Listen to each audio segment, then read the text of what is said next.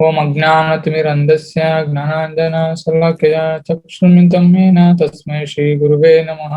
श्रीचैतन्यमनोभीष्टं स्थापितं येन भूतले स्वयं रूपा कदा मह्यं ददाति स्वापदाङ्कितं।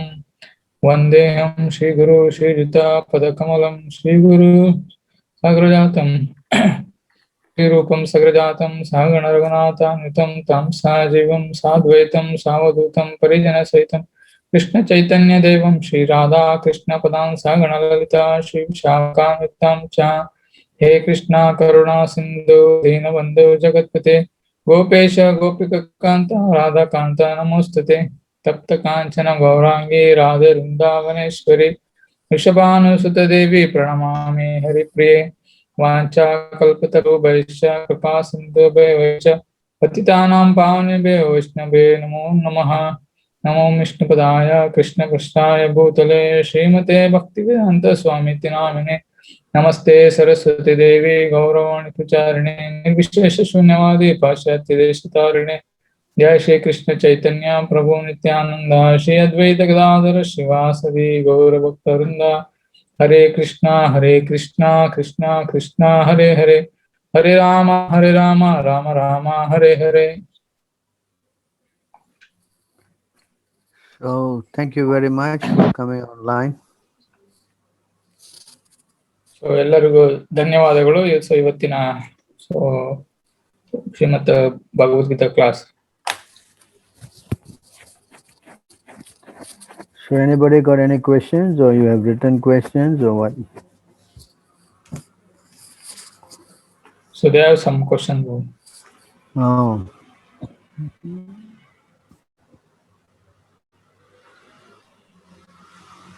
She's asking what is the difference between devotee and non-devotee, the first question. All right.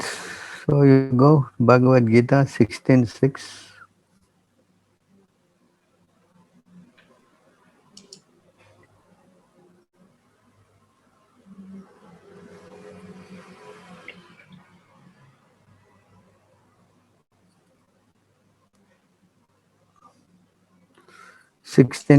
Huh?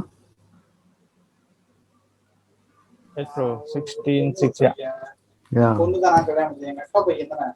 Can read.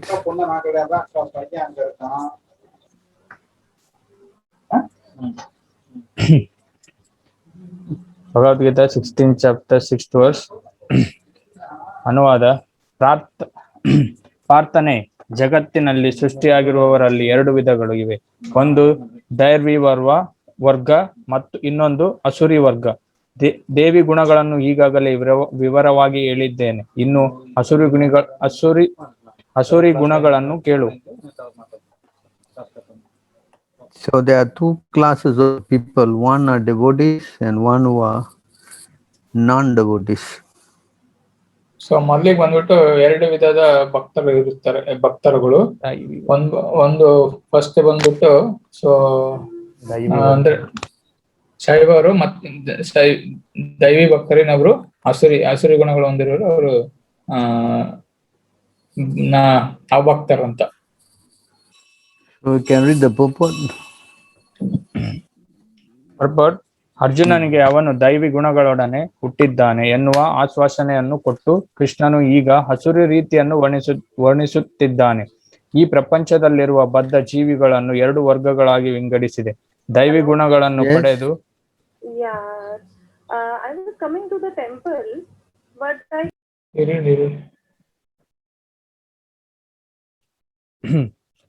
ಅರ್ಜುನನಿಗೆ ಅವನು ದೈವಿ ಗುಣಗಳೊಡನೆ ಹುಟ್ಟಿದ್ದಾನೆ ಎನ್ನುವ ಆಶ್ವಾಸನೆಯನ್ನು ಕೊಟ್ಟು ಕೃಷ್ಣನು ಈಗ ಹಸುರು ರೀತಿಯನ್ನು ವರ್ಣಿಸುತ್ತಿದ್ದಾನೆ. ಈ ಪ್ರಪಂಚದಲ್ಲಿರುವ ಬದ್ಧ ಜೀವಿಗಳನ್ನು ಎರಡು ವರ್ಗಗಳಾಗಿ ವಿಂಗಡಿಸಿದೆ. ದೈವಿ ಗುಣಗಳನ್ನು ಪಡೆದು ಹುಟ್ಟಿದವರು ನಿಯಂತ್ರಿತ ಬದುಕನ್ನು ನಡೆಸುತ್ತಾರೆ. ಎಂದರೆ ಅವರು ಶಾಸ್ತ್ರಗಳಲ್ಲಿ ಹೇಳಿರುವ ಮತ್ತು ಆಚಾರ್ಯರು ಹೇಳುವ ಆದೇಶಗಳನ್ನು ನಡೆಸುತ್ತಾರೆ. ಅಧಿಕಾರಯುತ ಶಾಸ್ತ್ರ ಗ್ರಂಥಗಳ ಬೆಳಕಿನಲ್ಲಿ ಮನುಷ್ಯನು ತನ್ನ ಕರ್ತವ್ಯಗಳನ್ನು ಮಾಡಬೇಕು. ಇದನ್ನು ದೈವಿ ಮನೋಧರ್ಮ ಎನ್ನುತ್ತಾರೆ. ಶಾಸ್ತ್ರಗಳಲ್ಲಿ ವಿಧಿಸಿರುವ ನಿಯಂತ್ರಕ ಸೂತ್ರಗಳನ್ನು ಪಾಲಿಸದೆ ತನ್ನ ಅನಿಸಿಕೆಗಳಂತೆ ನಡೆಯುವವನನ್ನು ಅಸೂರಿ ಎಂದು ಕರೆಯುತ್ತಾರೆ. ಧರ್ಮ ಗ್ರಂಥಗಳ ನಿಯಂತ್ರಕ ಸೂತ್ರಗಳನ್ನು ಅನುಸರಿಸುವುದನ್ನು ಬಿಟ್ಟು ಬೇರೆ ಮಾನದಂಡವೇ ಇಲ್ಲ. ದೇವತೆಗಳು ಮತ್ತು ಅಸುರರು ಇಬ್ಬರೂ ಪ್ರಜಾಪತಿಯ ಮಕ್ಕಳು. ಒಂದೇ ವ್ಯತ್ಯಾಸವೆಂದರೆ ಒಬ್ಬರು ವೇದಗಳ ಆದೇಶಗಳನ್ನು ಪಾಲಿಸುತ್ತಾರೆ, ಇನ್ನೊಬ್ಬರು ಪಾಲಿಸುವುದಿಲ್ಲ ಎಂದು ವೇದ ಸಾಹಿತ್ಯದಲ್ಲಿ ಹೇಳಿದೆ.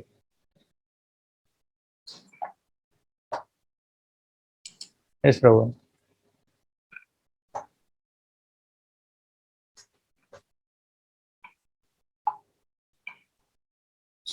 ಒಂದ್ ನಿಮಿಷ. ಸೊ ಪ್ರಭು ಅವರು ಸ್ವಲ್ಪ ಒಂದು ಬರೆದಿದ್ದಾರೆ.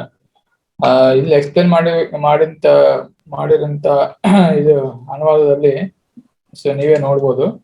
ಸೊ ಒಂದ್ ಬಂದ್ಬಿಟ್ಟು ಆಸರಿ, ಇನ್ನೊಂದು ಬಂದ್ಬಿಟ್ಟು ದೈವಿ ಭಕ್ತರು. ಸೊ ಇವತ್ತೊಂದು ಪ್ರಶ್ನೆ, ಅಸುರರಿಗೂ ಮತ್ತು ದೇವತೆಗಳು ಅಂದ್ರೆ ಭಕ್ತರಿಗೂ ಮತ್ತು ಅಭಕ್ತರಿಗೂ ಇರುವ ವ್ಯತ್ಯಾಸ ಏನಂತ ಇವತ್ತಿನ ಕ್ಲಾಸಲ್ಲಿ ಮೊದಲನೇ ಪ್ರಶ್ನೆ.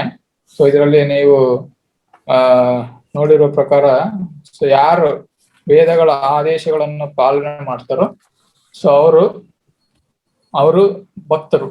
ಯಾರಾದ್ರೂ ತಿರಸ್ಕರಿಸಿದರು, ಸೊ ಅದರಲ್ಲಿ ಫಸ್ಟ್ ಬಂದ್ಬಿಟ್ಟು ಇಲ್ಲಿ ನೋಡಿ, ಅವರು ಶಾಸ್ತ್ರದಲ್ಲಿ ಹೇಳಿರುವ ಮತ್ತು ಆಚಾರ್ಯರು ಹೇಳುವ ಆದೇಶಗಳನ್ನು ನಡೆಸುತ್ತಾರೆ.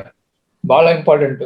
ಒಂದ್ ಬಂದ್ಬಿಟ್ಟು ದೇವರು, ಸೊ ದೇವರು ಕೃಷ್ಣ ಅವರು ಏನ್ ಹೇಳಿದ್ದಾರೆ ಭಗವದ್ಗೀತೆಯಲ್ಲಿ, ಮತ್ತೆ ಯಾರು ಭಗವದ್ಗೀತೆ ಕೃಷ್ಣರು ಹೇಳಿದ ಪ್ರಕಾರ ಅವರು ಆಚರಣೆ ಮಾಡ್ತಾರೋ ಅವರು ಆಚಾರ್ಯಗಳಂದ್ರೆ ಇದು ಸಂಪ್ರದಾಯದಿಂದ ಬಂದಿರ್ಬೇಕು ಅವರು. ಅಂತ ಆಚಾರ್ಯಗಳು ಯಾರು ಕೃಷ್ಣರ ಆದೇಶಗಳನ್ನು ಪಾಲಿಸನೆ ಮಾಡ್ತಾರೋ ಅಂತ ಆಚಾರ್ಯಗಳ ಆದೇಶವನ್ನು ನಾವು ಪಾಲನೆ ಮಾಡ್ಬೇಕು. ಸೊ ಅಂತರ್ನ ನಾವು ಭಕ್ತರು ಅಂತ ಕಣಿತೇವೆ. ಅದೇ ಇನ್ನೊಂದು, ಶಾಸ್ತ್ರಗಳಲ್ಲಿ ವಿಧಿಸುವ ನಿಯಂತ್ರಕ ಸೂತ್ರಗಳನ್ನು ಪಾಲಿಸದೆ ತನ್ನ ಅನಿಸಿಕೆಗಳಂತೆ, ಸೊ ನಮಗೆ ಇಚ್ಛಾನುಸಾರ, ಸೊ ನಮಗೆ ಏನ್ ತಿಳಿಯುತ್ತೆ ಅದನ್ನ ಪಾಲನೆ ಮಾಡೋದು. ಸೊ ಅದು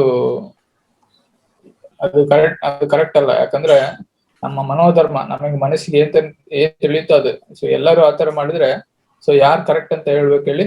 ಸೊ ಅದಕ್ಕೋಸ್ಕರ ನಾವು ಧರ್ಮಗ್ರಂಥ ಅಂದ್ರೆ ನಮ್ದು ಭಗವದ್ಗೀತಾ, ಶ್ರೀಮದ್ ಭಾಗವತಂ, ಚೈತನ್ಯ ಚರಿತಾಮೃತ, ಸೊ ಇಂಥ ವೇದಗಳು, ಉಪನಿಷತ್ಸು, ಸೊ ಇಂಥಗಳ ಧರ್ಮಗ್ರಂಥಗಳನ್ನ, ಸೊ ವೇದಗಳನ್ನ ನಾವು ಪಾಲನೆ ಮಾಡಿದ್ರೆ ಸೊ ನಾವು ಅವ್ರನ್ನ ಭಕ್ತರು ಅಂತ ಕರೀತಾರೆ.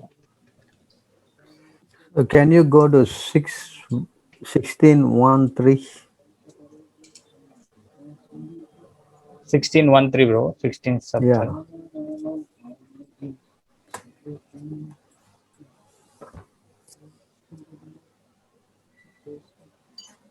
Yes bro. 16:1-3. 1-3-1-5. 16:1-3. Yes bro. 16:1-3-1-5. No, this is 13:15. Yeah bro. 16th chapter 13th verse bro. 13 to 15. No, 16th chapter, text 1 and 3. Oh, okay. Yeah bro. Yeah, can read the translation. ಅನುವಾದ.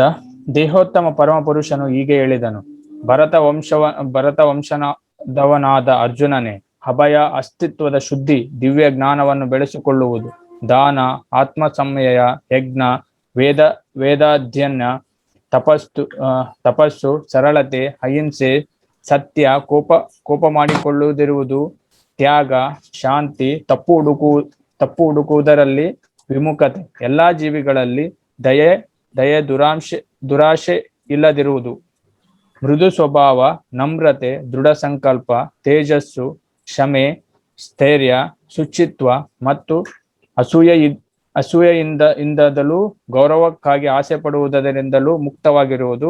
ಈ ದಿವ್ಯ ಗುಣಗಳು ದೈವಿ ಸ್ವಭಾವವಿರುವ ಪುಣ್ಯಶೀಲರಲ್ಲಿ ಇರುತ್ತವೆ. So no need purport. So you can say these are the qualities of one who is godly or devotee. So ಎಲ್ಲಾ ಸ್ವಭಾವಗಳನ್ನು ಹೊಂದಿರುವಂತ ವ್ಯಕ್ತಿ ಅವರು ದೈವಿ ಭಕ್ತರು, ಅವ್ರನ್ನ ಭಕ್ತರು ಅಂತ ಕರೀತಾರೆ. So this is how a person has got devotee qualities. So ಇಂಥ ಒಂದು ಲಕ್ಷಣಗಳನ್ನು ಇರುವಂತ ವ್ಯಕ್ತಿನ ಅವರು ಭಕ್ತರು ಅಂತ ಕರೀತಾರೆ. So now how a person becomes a devotee and how a person becomes a non-devotee. So ಇವಾಗ ಬಂದ್ಬಿಟ್ಟು ಯಾರು ಹೇಗೆ ಭಕ್ತರಾಗ್ತಾರೆ, ಯಾರು ಅಭಕ್ತರಾಗ್ತಾರೆ ಅಂತ ನೋಡೋಣ. Hmm? So you can go to 3:16.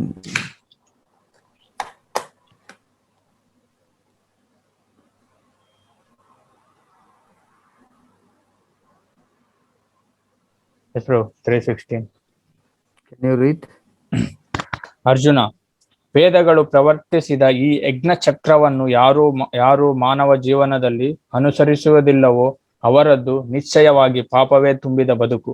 ಇಂದ್ರಿಯಗಳ ತೃಪ್ತಿಗಾಗಿಯೇ ಬದುಕುವ ಇಂತಹ ಮನುಷ್ಯನ ಬದುಕು ವ್ಯರ್ಥ. Can you read the purport? Okay. ಕಷ್ಟಪಟ್ಟು ದುಡಿಯಿರಿ, ಇಂದ್ರಿಯ ಸುಖ ಪಡೆಯಿರಿ ಎನ್ನುವ ಧನ ಪಿಶಾಚಿಯ ಚಿಂತನಾ ರೀತಿಯನ್ನು ಇಲ್ಲಿ ಭಗವಂತನು ಖಂಡಿಸುತ್ತಾನೆ. ಆದುದರಿಂದ ಈ ಐಹಿಕ ಜಗತ್ತನ್ನು ಸವಿಯಲು ಬಯಸುವವರಿಗೆ ಮೇಲೆ ಹೇಳಿದ ಯಜ್ಞಾಚರಣೆಯ ಚಕ್ರವು ತೀರಾ ಅಗತ್ಯ. ಇಂತಹ ನಿಯಮಗಳನ್ನು ಪಾಲಿಸದಿರುವವನು ಹೆಚ್ಚು ಹೆಚ್ಚು ಶಿಕ್ಷೆಗೆ ಒಳಗಾಗುತ್ತಾ ಬಹು ಅಪಾಯದ ಬದುಕನ್ನು ನಡೆಸುತ್ತಾನೆ. ನಿಸರ್ಗದ ನಿಯಮದಂತೆ ಈ ಮನುಷ್ಯ ಜನ್ಮದ ನಿರ್ದಿಷ್ಟ ಉದ್ದೇಶವು ಆತ್ಮ ಸಾಕ್ಷಾತ್ಕಾರ. ಇದನ್ನು ಸಾಧಿಸಲು ಕರ್ಮಯೋಗ, ಜ್ಞಾನಯೋಗ ಮತ್ತು ಭಕ್ತಿ ಯೋಗಗಳಲ್ಲಿ ಒಂದು ಮಾರ್ಗವನ್ನು ಅನುಸರಿಸಬಹುದು. ಪಾಪ ಪುಣ್ಯಗಳನ್ನು ಮೀರಿದ ಆಧ್ಯಾತ್ಮಿಕವಾದಿಗೆ ನಿಯಮಿತ ಯಜ್ಞಗಳನ್ನು ಕಟ್ಟುನಿಟ್ಟಾಗಿ ಪಾಲಿಸುವ ಅಗತ್ಯವಿಲ್ಲ. ಆದರೆ ಇಂದ್ರಿಯ ತೃಪ್ತಿಗಳಲ್ಲಿ ನಿರತರಾಗಿರುವವರು ಮೇಲೆ ಹೇಳಿದ ಯಜ್ಞ ಚಕ್ರದ ಆಚರಣೆಯಿಂದ ಪರಿಶುದ್ಧರಾಗಬೇಕು. ಕಾರ್ಯಗಳಲ್ಲಿ ಬೇರೆ ಬೇರೆ ರೀತಿಗಳನ್ನುಂಟು ಕೃಷ್ಣ ಪ್ರಜ್ಞೆಯಲ್ಲಿ ನಿರತರಾಗದೆ ಇರುವವರು ಖಂಡಿತವಾಗಿಯೂ ಇಂದ್ರಿಯ ಪ್ರಜ್ಞೆಯಲ್ಲಿ ನಿರತರಾಗಿರುತ್ತಾರೆ. ಆದುದರಿಂದ ಅವರು ಪುಣ್ಯ ಕಾರ್ಯವನ್ನು ಮಾಡಬೇಕು. ಇಂದ್ರಿಯ ಪ್ರಜ್ಞೆ ಇರುವವರು ಇಂದ್ರಿಯ ತೃಪ್ತಿಯ ಪ್ರಕೃತಿಗೆ ಸಿಕ್ಕಿಕೊಳ್ಳದೆ ತಮ್ಮ ಬಯಕೆಗಳನ್ನು ತೃಪ್ತಿಗೊಳಿಸುವುದು ಸಾಧ್ಯವಾಗುವಂತೆ ಯಜ್ಞ ವ್ಯವಸ್ಥೆಯ ಯೋಜನೆಯಾಗಿದೆ. ಜಗತ್ತಿನ ಕಲ್ಯಾಣವು ಮತ್ತು ಪ್ರಯತ್ನಗಳನ್ನು ಅವಲಂಬಿಸಿಲ್ಲ. ದೇವತೆಗಳು ನೇರವಾಗಿ ಕಾರ್ಯಗತ ಮಾಡುವ ಭಗವಂತನ ಹಿನ್ನೆಲೆಯ ಜೋಡಣೆಯನ್ನು ಅವಲಂಬಿಸಿದೆ. ಆದುದರಿಂದಲೇ ಯಜ್ಞಗಳನ್ನು ವೇದಗಳಲ್ಲಿ ಹೇಳಿರುವ ದೇವತೆಗಳಿಗೆ ನೇರವಾಗಿ ನಿರ್ದೇಶಿಸಲಾಗಿದೆ. ಇದು ಪರೋಕ್ಷಕವಾಗಿ ಕೃಷ್ಣ ಪ್ರಜ್ಞೆಯ ಆಚರಣೆಯೇ. ಏಕೆಂದರೆ ಯಜ್ಞಗಳ ಆಚರಣೆಯನ್ನು ಯಾರು ಸಂಪೂರ್ಣವಾಗಿ ಕಲಿಯುತ್ತಾರೋ ಅವರು ಕೃಷ್ಣ ಪ್ರಜ್ಞೆಯುಳ್ಳವರಾಗುವುದು ನಿಶ್ಚಯ. ಆದರೆ ಯಜ್ಞಗಳನ್ನು ನಡೆಸಿದ ಮನುಷ್ಯನಿಗೆ ಕೃಷ್ಣ ಪ್ರಜ್ಞೆಯು ಬಾರದೆ ಹೋದರೆ ಅಂತಹ ತತ್ವಗಳನ್ನು ನೀತಿ ಸಂಹಿತೆಗಳೆಂದೇ ಪರಿಗಣಿಸಲಾಗುತ್ತದೆ. ಆದುದರಿಂದ ಯಾವ ಮನುಷ್ಯನು ತನ್ನ ಮುನ್ನಡೆಯನ್ನು ನೀತಿ ಸಂಹಿತೆಗಳ ಎಲ್ಲೆಗೂ ಸೀಮಿತಗೊಳಿಸಬಾರದು. ಅದನ್ನು ಮೀರಿ ಕೃಷ್ಣ ಪ್ರಜ್ಞೆಯನ್ನು ಸಾಧಿಸಬೇಕು. Can you go back to the verse? Yes, bro. You can see here those who enjoy the senses, they will commit sinful activities. So ಇಲ್ಲಿ ಯಾರು ತಮ್ಮ ಇಂದ್ರಿಯಗಳನ್ನು ತೃಪ್ತಿ ಪಡಿಸ್ಬೇಕಂತಾರೋ ಅವರು ಪಾಪದ ಕಾರ್ಯಗಳಲ್ಲಿ ತುಂಬಿರ್ತಾರೆ. So enjoying the senses means not serving Krishna. So ಇಂದ್ರಿಯಗಳನ್ನು ಯಾರು ತೃಪ್ತಿ ಪಡಿಸ್ಕೊಂತಿದಾರೋ ಅವರು ದೇವರ ಸೇವೆಯಲ್ಲಿ ತೊಡಗಿಲ್ಲ ಅಂತ ಅರ್ಥ. So when they go in that way, can you go to 9:12, please? Yes, bro.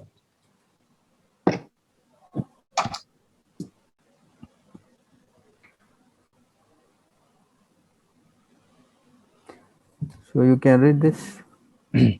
ಅನುವಾದ. ಹೀಗೆ ದಿಗ್ಭ್ರಮೆಯಾದವರನ್ನು ರಾಕ್ಷಸಿ ಮತ್ತು ನಾಸ್ತಿಕ ಅಭಿಪ್ರಾಯಗಳು ಆಕರ್ಷಿಸುತ್ತವೆ. ಈ ಭ್ರಾಂತಿಯ ಸ್ಥಿತಿಯಲ್ಲಿ ಅವರು ಮುಕ್ತಿಯ ಭರವಸೆಗಳು, ಅವರ ಫಲಾಕ್ಷೇಪಿತ ಕರ್ಮಗಳು ಮತ್ತು ಅವರ ಜ್ಞಾನ ಸಂಸ್ಕಾರ ಎಲ್ಲ ಸೋತು ಹೋಗುತ್ತವೆ. So try to understand that when you are enjoying the senses, so ಇಲ್ಲಿ ಅರ್ಥ ಮಾಡ್ಕೊಳ್ಳಿ, ಯಾರು ತಮ್ಮ ಇಂದ್ರಿಯಗಳನ್ನು ಅನುಭವಿಸ್ತಾ ಇದಾರೋ more and more they will develop the qualities of being a non-devotee. That means they are becoming Rakshasa, Asura and Rakshasa kind of consciousness. So ಯಾರು ತಮ್ಮ ಇಂದ್ರಿಯಗಳನ್ನು ಹೆಚ್ಚೆಚ್ಚಾಗಿ ಅನುಭವಿಸ್ತಾರೋ ಅವರು ರಾಕ್ಷಸಿ ಮತ್ತು ಇವರು ನಾಸ್ತಿಕ ಗುಣಗಳಿಗೆ ಆಕರ್ಷಿತವಾಗಿರುತ್ತಾರೆ. they will not develop, saintly qualities. That's not possible. ಅವರು ದೈವಿ ಗುಣಗಳನ್ನ ಅವರು ಪಡೆಯಲಿಕ್ಕೆ ಸಾಧ್ಯನೇ ಇಲ್ಲ ಅವರಿಗೆ. 244, I think. Bhagavad Gita 244. Bhogeshwara Prashaktanam. Yes, bro. See, once you actually enjoy your senses, you don't develop qualities of the saintly qualities. Can you read this? Bhagavad Gita 244 ಅನುವಾದ. ಭೋಗ ಮತ್ತು ಪ್ರಾಪಂಚಿಕ ಸಂಪತ್ತಿಗೆ ಅತಿಯಾಗಿ ಅಂಟಿಕೊಂಡವರಲ್ಲಿ ಮತ್ತು ಇಂತಹ ವಿಷಯಗಳಿಂದ ಚಿತ್ತ ಭ್ರಮಣೆಯಾದವರಲ್ಲಿ ಭಗವಂತನ ಭಕ್ತಿ ಸೇವೆಗಾಗಿ ದೃಢ ಸಂಕಲ್ಪವೂ ಇರುವುದಿಲ್ಲ. So you see, they cannot develop saintly qualities if they don't become devotee of Krishna. So ಯಾರು ಭಗವಂತನ ಸೇವೆಯಲ್ಲಿ ತೊಡಗಿರಲ್ವೋ ಅವರಲ್ಲಿ ಆಸುರಿ ಗುಣಗಳು ಜಾಸ್ತಿ ಆಗಿರುತ್ತೆ ಅಂತ. So in other words, they will become demonic, ಅದೇ ಇಲ್ಲಿ ಹೇಳಿದ ಪ್ರಕಾರ ಅವರು ರಾಕ್ಷಸರಾಗಿ ವರ್ತಿಸ್ತಾರೆ ಅವರು. So what I explained is now the qualities of a devotee. Now you will hear the qualities of the demon. So ಇವಾಗ ಬಂದ್ಬಿಟ್ಟು ಪ್ರಭುಗಳು ಕ್ಲಾಸ್ ಅಲ್ಲಿ ಭಕ್ತರ ಅವರು ಗುಣಗಳನ್ನು ಅವರು ವರ್ಣಿಸಿದ್ದಾರೆ. ಇವಾಗ ನಾವು ಅಭಕ್ತರ ಗುಣಗಳನ್ನು ನೋಡೋಣ ನಾವು. Can you go to 16:7? Okay.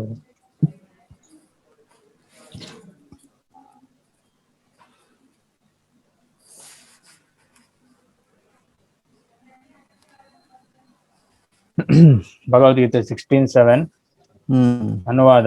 Asuri ಪ್ರಕೃತಿ ಅವರಿಗೆ ಏನು ಮಾಡಬೇಕು ಏನು ಮಾಡಬಾರದು ಎಂದು ತಿಳಿಯದು. ಅವರಲ್ಲಿ ಶುಚಿತ್ವವಿಲ್ಲ, ಸನ್ನಡತೆ ಇಲ್ಲ, ಸತ್ಯವಿಲ್ಲ. You want me to read purport? No, next verse. No, first you see in this verse, can you go back to the verse? Yep. Yes, sir. You see, they do not know what to do, what not to do. They're confused. So ಇಲ್ಲಿ ಹೇಳಿದ ಪ್ರಕಾರ ಯಾರು ಭಕ್ತರಿಗೆ so ಏನ್ ಮಾಡ್ಬೇಕು ಏನ್ ಮಾಡಬಾರ್ದು ಅಂತ ತಿಳಿಯೋದು ಅವ್ರಿಗೆ. And not only that, they are not clean and they don't have proper behavior. No, they are truthful also. They are liars. So ಅವ್ರು ಬಂದ್ಬಿಟ್ಟು ಅವರಲ್ಲಿ ಅಸತ್ಯ, ಸುಳ್ಳು ಹೇಳುವುದು ಮತ್ತೆ ಸನ್ನಡತೆ ಇರಲ್ಲ, ಪ್ಲಸ್ ಶುಚಿತ್ವ ಅನ್ನೋದು ಇರೋದಿಲ್ಲ. Next verse.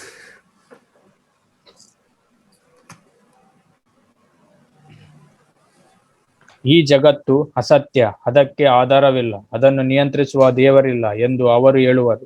ಇದು ಕಾಮದಿಂದ ಹುಟ್ಟಿದ್ದು ಮತ್ತು ಕಾಮವಲ್ಲದೆ ಬೇರೇನು ಕಾರಣವಿಲ್ಲ ಎಂದು ಅವರು ಹೇಳುತ್ತಾರೆ. This is how they are thinking. So ಯಾರು ಅಭಕ್ತರಿರ್ತಾರೋ ಅವರು ಈ ರೀತಿಯಲ್ಲಿ ಅವರು ಆಲೋಚನೆ ಮಾಡುತ್ತಾರೆ.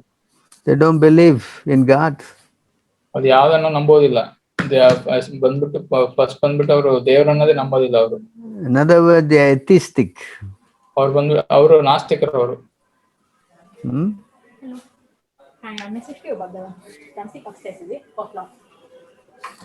Atheistic, you see, they don't believe. No, I am on a class. They don't believe anything but enjoying the senses. So ಅವರು ಎಲ್ಲ ಬಿಟ್ಟು ಬರೀ ಇದು ಇಂದ್ರಿಯಗಳ ಒಂದು ಸಂತೃಪ್ತಿಯಲ್ಲಿ ನಿರತರಾಗಿರ್ತಾರೆ. So ನಾಸ್ತಿಕರು. Can you go to next verse?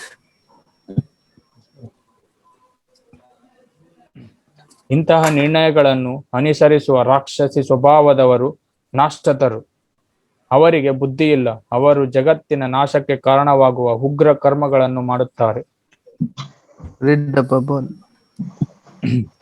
ರಾಕ್ಷಸಿ ಸ್ವಭಾವದವರು ಪ್ರಪಂಚವನ್ನು ನಾಶಕ್ಕೆ ಒಯ್ಯುವ ಚಟುವಟಿಕೆಗಳಲ್ಲಿ ನಿರತರಾಗಿರುತ್ತಾರೆ. ಅವರು ಅಲ್ಪ ಬುದ್ಧಿಯವರೆಂದು ಪ್ರಭುವು ಇಲ್ಲಿ ಹೇಳುತ್ತಾನೆ. ದೇವರ ಕಲ್ಪನೆ ಇಲ್ಲದಿರುವ ಪ್ರಾಪಂಚಿಕವಾದಿಗಳು ತಾವು ಪ್ರಗತಿ ಹೊಂದುತ್ತಿದ್ದೇವೆ ಎಂದು ಭಾವಿಸುತ್ತಾರೆ. ಆದರೆ ಭಗವದ್ಗೀತೆಯ ಪ್ರಕಾರ ಅವರು ಬುದ್ಧಿ ಇಲ್ಲದ ಮೂರ್ಖರು. ಅವರು ಈ ಐಹಿಕ ಜಗತ್ತನ್ನು ಸಾಧ್ಯವಾದಷ್ಟು ಭೋಗಿಸಲು ಪ್ರಯತ್ನಿಸುತ್ತಾರೆ. ಆದುದರಿಂದ ಇಂದ್ರಿಯ ತೃಪ್ತಿಗೆ ಹೊಸದನ್ನೇನಾದರೂ ಸೃಷ್ಟಿಸುವುದರಲ್ಲಿ ಮಗ್ನರಾಗಿರುತ್ತಾರೆ. ಇಂತಹ ಪ್ರಾಪಂಚಿಕ ಹೊಸ ಸೃಷ್ಟಿಗಳು ಮನುಷ್ಯನ ನಾಗರಿಕತೆಯ ಮುನ್ನಡೆ ಎಂದು ಭಾವಿಸುತ್ತಾರೆ. ಆದರೆ ಇದರ ಪರಿಣಾಮವೆಂದರೆ ಜನರು ಹೆಚ್ಚು ಹೆಚ್ಚು ಹಿಂಸಾ ಪ್ರವೃತ್ತಿಯಾಗಿರುತ್ತಾರೆ ಮತ್ತು ಕ್ರೂರಿಗಳಾಗಿರುತ್ತಾರೆ.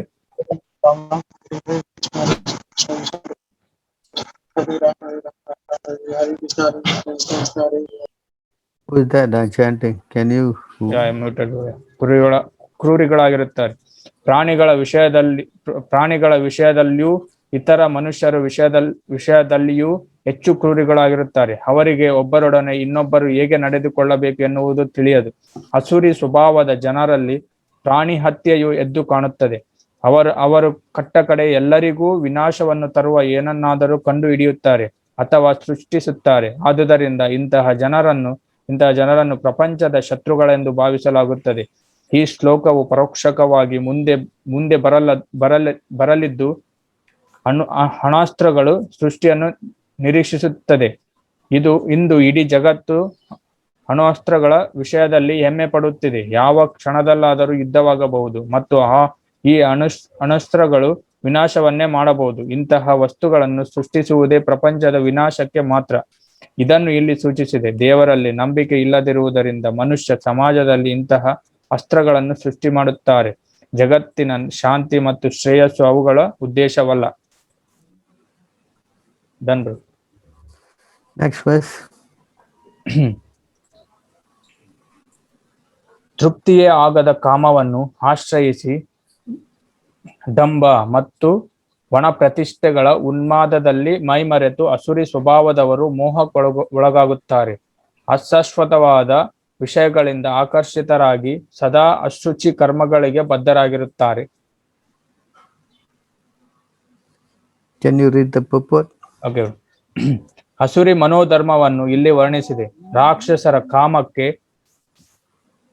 ರಾಕ್ಷಸರ ಕಾಮಕ್ಕೆ ತೃಪ್ತಿಯೇ ಇಲ್ಲ. ಐಹಿಕ ಭೋಗದಲ್ಲಿ ತೃಪ್ತಿಯೇ ಇಲ್ಲದ ತಮ್ಮ ಬಯಕೆಯನ್ನು ಬೆಳೆಸುತ್ತಾ ಹೋಗುತ್ತಾರೆ. ಅಶಾಶ್ವತವಾದ ವಸ್ತುಗಳನ್ನು ಸ್ವೀಕರಿಸುವುದರಿಂದ ಅವರು ಸದಾ ಆತಂಕದಿಂದ ತುಂಬಿದ್ದರೂ ಮಾಯೆಯ ಕಾರಣದಿಂದ ಇಂತಹ ಕರ್ಮಗಳಲ್ಲಿ ನಿರತರಾಗಿಯೇ ಇರುತ್ತಾರೆ. ಅವರಿಗೆ ಜ್ಞಾನವಿಲ್ಲ. ತಾವು ತಪ್ಪು ದಾರಿಯಲ್ಲಿಯೇ ಹೋಗುತ್ತಿದ್ದೇವೆ ಎಂದು ಅವರು ಹೇಳಲಾರರು. ಅಶಾಶ್ವತವಾದ ವಸ್ತುಗಳನ್ನು ಸ್ವೀಕರಿಸಿ ಅಸುರಿ ಸ್ವಭಾವದ ಈ ಜನರು ತಮ್ಮದೇ ದೇವರನ್ನು ಮತ್ತು ತಮ್ಮವೇ ಸ್ತೋತ್ರಗಳನ್ನು ಸೃಷ್ಟಿ ಮಾಡುತ್ತಾರೆ ಮತ್ತು ಅವುಗಳಂತೆಯೇ ಸಂಕೀರ್ತನೆ ಮಾಡುತ್ತಾರೆ. ಇದರ ಪರಿಣಾಮವೆಂದರೆ ಅವರು ಎರಡು ವಿಷಯಗಳಿಂದ ಆಕರ್ಷಿತರಾಗುತ್ತಾರೆ: ಕಾಮ ಭೋಗ ಮತ್ತು ಐಹಿಕ ಸಂಪತ್ತಿನ ಶೇಖರಣೆ. ಅಶುಚಿವಸ್ತ್ರಗಳು ಎನ್ನುವ ಮಾತು ಈ ಸಂದರ್ಭದಲ್ಲಿ ಬಹಳ ಮಹತ್ವದ್ದು. ಇಂತಹ ಅಸುರಿ ಜನರಿಗೆ ಮದ್ಯ, ಶ್ರೀ, ಜೂಜು ಮತ್ತು ಮಾಂಸ ಭಕ್ಷಣೆ ಇವುಗಳದೇ ಆಕರ್ಷಣೆ. ಇವು ಅವರ ಅಶುಚಿಯಾದ ಅಭ್ಯಾಸಗಳು. ಅಹಂಕಾರ ಮತ್ತು ಒಣ ಪ್ರತಿಷ್ಠೆಗಳಿಂದ ಪ್ರೇರಿತರಾಗಿ ಅವರು ವೈದಿಕ ಆದೇಶಗಳ ಒಪ್ಪದ ಕೆಲವು ಧಾರ್ಮಿಕ ತತ್ವಗಳನ್ನು ಸೃಷ್ಟಿಸುತ್ತಾರೆ. ಇಂತಹ ಅಸುರಿ ಸ್ವಭಾವದ ಜನರು ಜಗತ್ತಿನಲ್ಲಿ ಅತ್ಯಂತ ಅಸಹ್ಯವನ್ನುಂಟು ಮಾಡುವ ಜನರಾದರೂ ಕೃತಕ ರೀತಿಯಲ್ಲಿ ಜಗತ್ತು ಅವರಿಗೆ ಸುಳ್ಳು ಗೌರವವನ್ನು ಸೃಷ್ಟಿಸುತ್ತದೆ. ನರಕದ ಕಡೆಗೆ ಜಾರುತ್ತಿದ್ದರೂ ತಾವು ತುಂಬಾ ಮುಂದುವರಿಯುವವರು ಎಂದು ಅವರು ಭಾವಿಸುತ್ತಾರೆ. Read the next one also. Okay. ಇಂದ್ರಿಯ ಭೋಗವೇ ಮಾನವ ನಾಗರಿಕತೆಯ ಮುಖ್ಯ ಅಗತ್ಯ ಎಂದು ಅವರು ನಂಬುತ್ತಾರೆ. ಹೀಗೆ ಬದುಕಿನ ಕೊನೆಯವರೆಗೂ ಅವರದೇ ಹಳೆಯಲಾಗದ ಆತಂಕ, ಲಕ್ಷಾಂತರ ಬಯಕೆಗಳ ಬಲೆಯಲ್ಲಿ ಸಿಕ್ಕಿಬಿದ್ದು ಕಾಮ ಕ್ರೋಧಗಳಲ್ಲಿ ತನ್ಮಯರಾಗಿ ಅವರು ಇಂದ್ರಿಯ ತೃಪ್ತಿಗಾಗಿ ಅನ್ಯಾಯವಾದ ರೀತಿಯಲ್ಲಿ ಹಣವನ್ನು ಸಂಗ್ರಹಿಸುತ್ತಾರೆ. Next verse. ಅಸುರಿ ಸ್ವಭಾವದವನು ಹೀಗೆ ಯೋಚಿಸುತ್ತಾನೆ: ನನಗೆ ಇವತ್ತು ಇಷ್ಟು ಸಂಪತ್ತಿದೆ ಮತ್ತು ನನ್ನ ಯೋಜನೆಗಳಿಗೆ ಅನುಗುಣವಾಗಿ ಇನ್ನೂ ಹೆಚ್ಚಾಗಿ ಸಂಪಾದಿಸುತ್ತೇನೆ. ಈಗ ನನ್ನದು ಇಷ್ಟಿದೆ, ಮುಂದೆ ಹೆಚ್ಚಾಗುತ್ತಾ ಹೋಗುತ್ತದೆ. ಅವನು ನನ್ನ ಶತ್ರು, ಅವನನ್ನು ನಾನು ಕೊಂದಿದ್ದೇನೆ. ನನ್ನ ಇತರ ಶತ್ರುಗಳು ಕೊಲ್ಲಲ್ಪಡುವರು. ನಾನು ಎಲ್ಲದರ ಪ್ರಭು, ಭೋಗ ಪಡೆಯುವವನು ನಾನೇ. ನಾನು ಪರಿಪೂರ್ಣ, ಬಲಶಾಲಿ ಮತ್ತು ಸುಖಿ. ನಾನೇ ಅತ್ಯಂತ ಶ್ರೀಮಂತ ನಂಟರು ನನ್ನ ಸುತ್ತ ಇದ್ದಾರೆ. ನನ್ನಷ್ಟು ಬಲಶಾಲಿಯಾದವರು ಮತ್ತು ಸುಖಿಯಾದವರು ಯಾರೂ ಇಲ್ಲ. ನಾನು ಯಾಗ ಮಾಡುವೆನು, ಒಂದಿಷ್ಟು ದಾನ ಕೊಡುವೆನು, ಅನಂತರ ಮೋಹ ಪಡೆಯುವೆನು. ಹೀಗೆ ಇಂತಹ ಮನುಷ್ಯರು ಅಜ್ಞಾನದಿಂದ ಭ್ರಾಂತರಾಗಿರುತ್ತಾರೆ. Yeah, read the next one. ಹೀಗೆ ಅವರು ಹಲವಾರು ಆತಂಕಗಳಿಂದ ಭ್ರಾಂತರಾಗಿ ಮಾಯೆಯ ಬಲೆಯಲ್ಲಿ ಬಂಧಿತರಾಗಿ ಇಂದ್ರಿಯ ಭೋಗದಲ್ಲಿ ಅತಿಯಾಗಿ ಆಸಕ್ತರಾಗಿರುತ್ತಾರೆ ಮತ್ತು ನರಕಕ್ಕೆ ಬೀಳುತ್ತಾರೆ. So you can see here, when they develop the demonic qualities, they are eventually going to hell. So ಈ ತರ ಈಗ ಅವರು ಈ ತರ ಒಂದು ಆಸರಿ ಗುಣಗಳನ್ನು, ರಾಕ್ಷಸ ಗುಣಗಳನ್ನು ಹೊಂದಿ ಅವರು ನರಕದ ದಾರಿಯಲ್ಲಿ ಬೀಳ್ತಾರೆ ಅವರು. So you see, this is the dangerous position. So ಇದೊಂದು ಬಹಳ ಒಂದು ಭಯದ ಒಂದು ಸ್ಥಿತಿ. Hell is not very nice, you know. So ನರಕ ಯಾವಾಗ್ಲೂ ಅಂದ್ರೆ ಚೆನ್ನಾಗಿರಲ್ಲ ನೋಡಿ. And if you go to hell, it is not that when you finish, you come back here as human. You have to start from the lowest, the 8.4 million species, and you have to start from the lowest end, and slowly, you again get another chance to be human being. How painful this is. ಯಾವಾಗ ನಾವು ಅಂದ್ರೆ ಇಂಥ ಕರ್ಮಗಳಿಂದ ನರಕಕ್ಕೆ ಹೋದಾಗ, so ನಾವು ಇಲ್ಲಿ direct ಆಗಿ ಒಂದು ಮನುಷ್ಯನಾಗಿ ಜನ್ಮ ತಾಳಿಯಲ್ಲ. 84 ಲಕ್ಷ ಜೀವಿಗಳ ರಾಶಿಯಲ್ಲಿ ನಿಧಾನಗತಿಯಲ್ಲಿ ಸೊ ಮತ್ತೆ ಒಂದು ಮನುಷ್ಯನ ಜನ್ಮವನ್ನು ತಾಳಲಿಕ್ಕೆ ಸಾಧ್ಯ ಆಗುತ್ತೆ. It is not very nice, you know. Can start from again, you become a fish and climb up from a tree. Is it? ನೋಡಿ, ನಾವ್ ಮನುಷ್ಯರಾಗಿ ಆಲ್ರೆಡಿ ಹುಟ್ಟಿದೀವಿ, ಮತ್ತೆ ಇವಾಗ ನರಕಕ್ಕೆ ಹೋಗಿ ಮತ್ತೆ ಸ್ಟಾರ್ಟ್ ಮಾಡಿ, ಮತ್ತೆ ಸ್ಟಾರ್ಟ್ ಅಂದ್ರೆ ಮತ್ತೆ ಮೀನಿನಿಂದ ಸ್ಟಾರ್ಟ್ ಆಗಂದ್ರೆ ಅಲ್ಲಿಂದ ಜನ್ಮ ಸ್ಟಾರ್ಟ್ ಆಗುತ್ತೆ. ಮೀನು, ಮತ್ತೆ ಪಶು, ಪಕ್ಷಿ, ಪ್ರಾಣಿ, ಈ ತರ ಅಲ್ಲಿಂದ ಮತ್ತೆ ಸ್ಟಾರ್ಟ್ ಆಗಿ ಮತ್ತೆ ಮನುಷ್ಯರ ಜನ್ಮವನ್ನು ಪಡಿಬೇಕಾಗುತ್ತೆ. Do you have a third canto there? Yes, bro. 3:30-34. 3:30-34.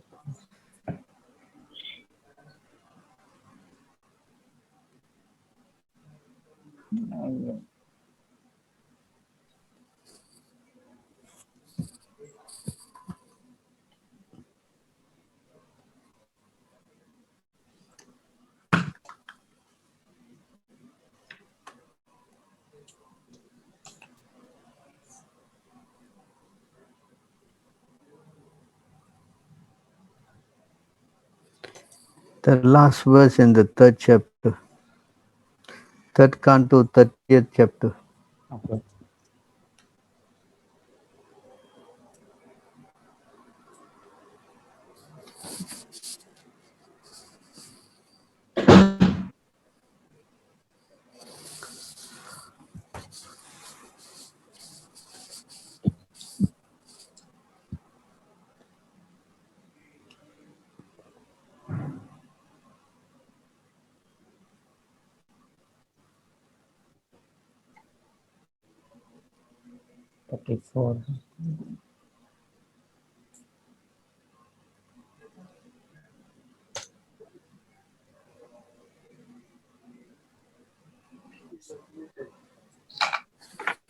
Not going, huh?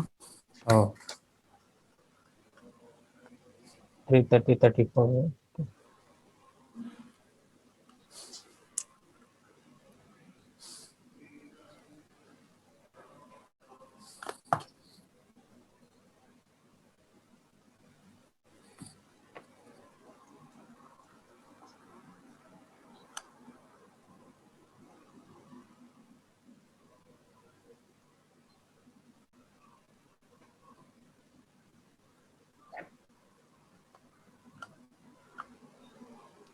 Yes, bro. Okay, can read this, make bigger. Yeah. Can read. ಅವನು ಉತ್ತರ ದಿಕ್ಕಿನತ್ತ ಸಾಗುತ್ತಿದ್ದಾಗ ಸ್ವರ್ಗ ನಿವಾಸಿಗಳೆಂದು ಹೇಳಲಾದ ಚರಣರು ಮತ್ತು ಗಂಧರ್ವರು, ಮುನಿಗಳು ಮತ್ತು ಸ್ವರ್ಗಲೋಕಗಳ ಕನ್ಯೆಯರು ಅವನ ಸ್ತುತಿಗೈದು ಸಕಲ ಗೌರವಗಳನ್ನು ಅರ್ಪಿಸಿದರು. ಸಾಗರವು ಅವನಿಗೆ ನೈವೇದ್ಯ ನೀಡಿ ವಸತಿ ಸ್ಥಾನವನ್ನು ಕಲ್ಪಿಸಿತು. So read the purport. ಭಾವಾರ್ಥ: ಕಪಿಲ ಮುನಿಯು ಮೊದಲಿಗೆ ಹಿಮಾಲಯದತ್ತ ಹೊರಟು ಗಂಗಾ ನದಿಯ ಪಥವನ್ನು ಗುರುತಿಸಿದನು. ಆನಂತರ ಈಗ ಬಂಗಾಳ ಕೊಲ್ಲಿ ಎಂದು ಪ್ರಸಿದ್ಧವಾದ ಗಂಗಾ ನದಿಯ ಮುಖಜ ಭೂಮಿಯನ್ನು ತಲುಪಿದನೆಂದು ತಿಳಿಯಲಾಗಿದೆ. ಸಮುದ್ರವು ಗಂಗಾಸಾಗರವೆಂದು ಪ್ರಸಿದ್ಧವಾದ ಗಂಗಾ ನದಿಯು ಸಾಗರವನ್ನು ಸಂಧಿಸುವ ಸ್ಥಳದಲ್ಲಿ ಅವನಿಗೆ ನೆಲೆ ದೊರಕಿದೆ. ಈ ಸ್ಥಳವನ್ನು ಗಂಗಾಸಾಗರ ತೀರವೆಂದು ಕರೆಯಲಾಗಿದೆ.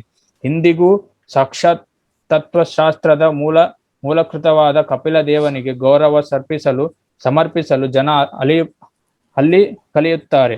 ದುರದೃಷ್ಟವತ್ ಮತ್ತೊಂದು ಸಾಂಖ್ಯ ತತ್ವಶಾಸ್ತ್ರವು ಕಪಿಲನ ಹೆಸರಿನಲ್ಲಿ ಟಕ್ಕನೊಬ್ಬನಿಂದ ತಪ್ಪಾಗಿ ನಿರೂಪಿತವಾಗಿದೆ. ಆದರೆ ಆ ಸಾಂಖ್ಯ ತತ್ವಶಾಸ್ತ್ರವು ಶ್ರೀಮದ್ ಭಾಗವತದಲ್ಲಿ ವರ್ಣಿಸಲಾಗಿರುವ ಕಪಿಲನ ಸಾಂಖ್ಯದೊಂದಿಗೆ ಯಾವುದೇ ರೀತಿಯಲ್ಲಿ ತಾಳೆಯಾಗುವುದಿಲ್ಲ. Prabhuji, which verse did you ask to open? Because this is not related to the subject. 3:30-34 3:30-34. 3:30-34. Yes, Prabhu. 3:30-34. No 35 there, no. It's 34, yeah. Last verse. 3:30-34. You go into 3:33. 3:30.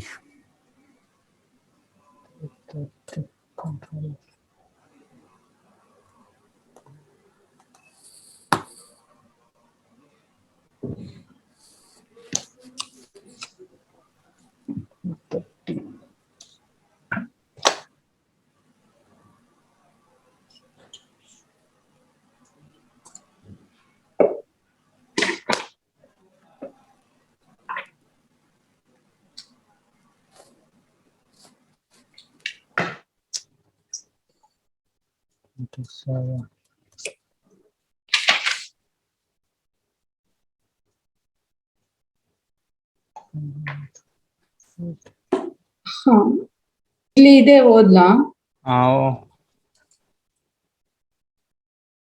ಹೌದಿ ಮತ್ತೆ. ಕೇವಲ ಅಧರ್ಮದಿಂದಲೇ ಕುಟುಂಬವನ್ನು ಸಾಕುವುದರಲ್ಲಿ ಆಸಕ್ತನಾಗಿರುವ ಜೀವಿಯು ಅಂಧತಾಮಿಶ್ರ ನರಕಕ್ಕೆ ಹೋಗುತ್ತಾನೆ.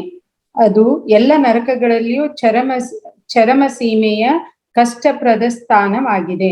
ಮನುಷ್ಯ ಜನ್ಮವನ್ನು ಪಡೆಯುವ ಮೊದಲು ನರಿ, ನಾಯಿಗಳೇ ಮುಂತಾದ ಯೋನಿಗಳಲ್ಲಿ ಇರುವ ಕಷ್ಟಗಳೆಲ್ಲವನ್ನು ಕ್ರಮವಾಗಿ ಅನುಭವಿಸಿ ಶುದ್ಧವಾಗಿ ಮತ್ತೆ ಮನುಷ್ಯ ಯೋನಿಯಲ್ಲಿ ಹುಟ್ಟುವನು. Prabhu, is this regarding going into the animal yoni and then coming back to human life? Yeah, after you go to hell, you will come back, after going through all the species of life, the 84 lakhs, It's same. They go to Andatamistra Naraka and then again all the yonis, and then they take a birth as a human yoni. Yeah, after so many years, Can you translate all this? Bhavarta can read. Mataji can read? ಇನ್ ಸ್ವಲ್ಪ ದೊಡ್ಡ ಮಾಡ್ತೀರಾ? ಅದ್ರ ಭಾವಾರ್ಥನೂ translation. Okay. ಎಲ್ಲ ಬಗೆಯ ಕಷ್ಟ ಕ್ಲೇಶಗಳನ್ನು, ನರಕ ಸ್ಥಿತಿಗಳನ್ನು ದಾಟಿ ಮಾನವ ಜನ್ಮ ಪಡೆಯುವುದಕ್ಕಿಂತ ಮುಂಚೆ ಜೀವಿಯು ಅತ್ಯಧಮವಾದ ಪಶು ಪ್ರಾಣಿ ಜಾತಿಗಳ ಮೂಲಕ ಹಾದು ಬರುತ್ತಾನೆ. ಹೀಗೆ ತನ್ನ ಪಾಪಗಳನ್ನೆಲ್ಲ ಕಳೆದುಕೊಂಡು ಈ ಭೂಮಿಯ ಮೇಲೆ ಮಾನವನಾಗಿ ಜೀವಿಸುತ್ತಾನೆ. ಭಾವಾರ್ಥ: ಕೈದಿಯನ್ನು ಕಾರಾಗೃಹದ ಶಿಕ್ಷೆಯ ನಂತರ ಬಿಡುಗಡೆ ಮಾಡಲಾಗುತ್ತದೆ. ಅಂತೆಯೇ ಪಾಪಖಾತೆಗಳಲ್ಲಿ ಹಾಗೂ ದುಷ್ಟ ಚಟುವಟಿಕೆಗಳಲ್ಲಿ ತೊಡಗಿರುವವರನ್ನು ನರಕ ಸ್ಥಿತಿಗೆ ತಳ್ಳಲಾಗುವುದು. ಅವನು ಅಧಮ ಪ್ರಾಣಿಗಳಾದ ಬೆಕ್ಕು, ನಾಯಿ, ಹಂದಿಗಳಂತ ನರಕ ಸದೃಶ ಜೀವನವೆತ್ತಿದ ನಂತರ ಕ್ರಮೇಣ ವಿಕಸನ ಕ್ರಿಯೆಯಲ್ಲಿ ಮರಳಿ ಮಾನವ ಜನ್ಮ ಹೊಂದುತ್ತಾನೆ. ಯೋಗ ಪದ್ಧತಿಯಲ್ಲಿ ತೊಡಗಿದ್ದರೂ ಅಂತವನು ಪರಿಪೂರ್ಣತೆ ಸಾಧಿಸದೆ ಯಾವುದೇ ಕಾರಣದಿಂದಾಗಿ ಪತನ ಹೊಂದಬಹುದು. ಅಂತವನಿಗೆ ಮತ್ತೆ ಮಾನವನ ಜನ್ಮ ಖಚಿತ ಎಂದು ಭಗವದ್ಗೀತೆಯಲ್ಲಿ ಹೇಳಲಾಗಿದೆ. ಯೋಗ ಪದ್ಧತಿಯಲ್ಲಿ ಪತದಿಂದ ಪತನ ಹೊಂದಿದ ಅಂತ ವ್ಯಕ್ತಿಗೆ ಶ್ರೀಮಂತ ಕುಟುಂಬದಲ್ಲಿ ಅಥವಾ ಪುಣ್ಯವಂತ ಕುಟುಂಬದಲ್ಲಿ ಪುನರ್ ಜನ್ಮವೆತ್ತುವ ಅವಕಾಶ ನೀಡಲಾಗುವುದೆಂದು ಹೇಳಲಾಗಿದೆ. ಶ್ರೀಮಂತ ಕುಟುಂಬ ಎಂದರೆ ವಣಿಕ ಕುಟುಂಬ ಎಂದು ಅರ್ಥೈಸಲಾಗುತ್ತದೆ. ಏಕೆಂದರೆ ವ್ಯಾಪಾರ ವಾಣಿಜ್ಯೋದ್ಯಮಗಳಲ್ಲಿ ತೊಡಗಿರುವ ವಣಿಕರು ಸಾಮಾನ್ಯವಾಗಿ ಶ್ರೀಮಂತರಾಗಿರುತ್ತಾರೆ. ಆತ್ಮ ಸಾಕ್ಷಾತ್ಕಾರದ ಮಾರ್ಗದಲ್ಲಿ ಅಥವಾ ಪರಮ ಸತ್ಯದ ಪರತರದ ಸಂಬಂಧದ ಪ್ರತಿಕ್ರಿಯೆಯಲ್ಲಿ ತೊಡಗಿದ್ದು ಗುರಿ ಮುಟ್ಟುವುದರಲ್ಲಿ ವಿಫಲನಾದವನಿಗೆ ಇಂಥ ಶ್ರೀಮಂತ ಕುಟುಂಬದಲ್ಲಿ ಅಥವಾ ಪುಣ್ಯವಂತ ಬ್ರಾಹ್ಮಣ ಕುಟುಂಬದಲ್ಲಿ ಜನ್ಮವೆತ್ತಲು ಅವಕಾಶ ನೀಡಲಾಗುತ್ತದೆ. ಉಭಯ ರೀತಿಯಲ್ಲೂ ಅಂಥವನಿಗೆ ಮುಂದಿನ ಜನ್ಮದಲ್ಲಿ ಮಾನವ ಸಮಾಜದಲ್ಲಿ ಹುಟ್ಟು ಖಚಿತ. ತಾಮಿಸ್ರ ಅಥವಾ ಅಂಧ ತಾಮಿಸ್ರದಲ್ಲಿರುವಂತಹ ನರಕವಾಸ ಮಾಡಲಿಚ್ಛಿಸಿದವರು ಕೃಷ್ಣ ಪ್ರಜ್ಞೆಯ ಪ್ರತಿಕ್ರಿಯೆಯನ್ನು ಕೈಗೊಳ್ಳಬೇಕು. ಅದು ಪ್ರಥಮ ದರ್ಜೆಯ ಯೋಗ ಪದ್ಧತಿ. ಏಕೆಂದರೆ ಯಾರೊಬ್ಬನಿಂದಲೂ ಈ ಜನ್ಮದಲ್ಲಿ ಸಂಪೂರ್ಣವಾಗಿ ಕೃಷ್ಣ ಪ್ರಜ್ಞೆ ಸಾಧಿಸಲಾಗದಿದ್ದರೂ ಮುಂದಿನ ಜನ್ಮದಲ್ಲಿ ಮಾನವನಾಗಿ ಹುಟ್ಟುವುದು ಖಂಡಿತ. ಅಂತವನನ್ನು ನರಕ ಸದೃಶ ಸ್ಥಿತಿಗೆ ಕಳುಹಿಸಲಾಗುವುದು. ಕೃಷ್ಣ ಪ್ರಜ್ಞೆಯು ಪರಿಶುದ್ಧ ಜೀವನವು. ಅದು ನಾಯಿ ಹಂದಿಗಳ ಕುಟುಂಬದಲ್ಲಿ ಜನ್ಮವೆತ್ತುವಂತ ಅಧಪತನ ಹೊಂದದಂತೆ ಎಲ್ಲ ಮಾನವರನ್ನು ರಕ್ಷಿಸುತ್ತದೆ. Hare Krishna. Very good. So you can see how this is so dangerous, going like this to become a non-devotee, then the result is terrible. ಇಲ್ಲಿ ಬಂದ್ಬಿಟ್ಟು ನೋಡಿ ಎಷ್ಟು ಭಯಂಕರವಾದಂತ ಒಂದು ಸನ್ನಿವೇಶ. ನಾವು ಅಭಕ್ತರಾಗಿ ನಾವು ತಮ್ಮ ಕಾರ್ಯಗಳನ್ನು ಮಾಡುವುದರಿಂದ. I don't think anybody intelligent want to do this kind of stuff, isn't it? So ಯಾರು ಬುದ್ಧಿವಂತ ಎಂತ ಬುದ್ಧಿವಂತ ಅಂದ್ರೆ ಯಾರು ಬುದ್ಧಿವಂತರಲ್ಲೋ ಅವ್ರು ಸ್ವಲ್ಪ ಅಂದ್ರೆ ಎಂತ ಬುದ್ಧಿವಂತರಾದ್ರೂ ಥಿಂಕ್ ಮಾಡ್ಬೇಕಂತ ಒಂದು ವಿಷಯ ಇದೆ. But if you become a devotee, then Krishna promise, even though you are sinful, Krishna will help you to become righteous. 9:30. So ಭಕ್ತರಾದ್ರೆ ಕೃಷ್ಣರ ಇಲ್ಲಿ ಒಂದು ಆಶ್ವಾಸನೆ ಕೊಟ್ಟಿದ್ದಾರೆ, ನೋಡಿದ್ರೆ ಭಗವದ್ಗೀತೆಯಲ್ಲಿ 9ನೇ ಅಧ್ಯಾಯ 30ನೇ ಒಂದು ಶ್ಲೋಕದಲ್ಲಿ.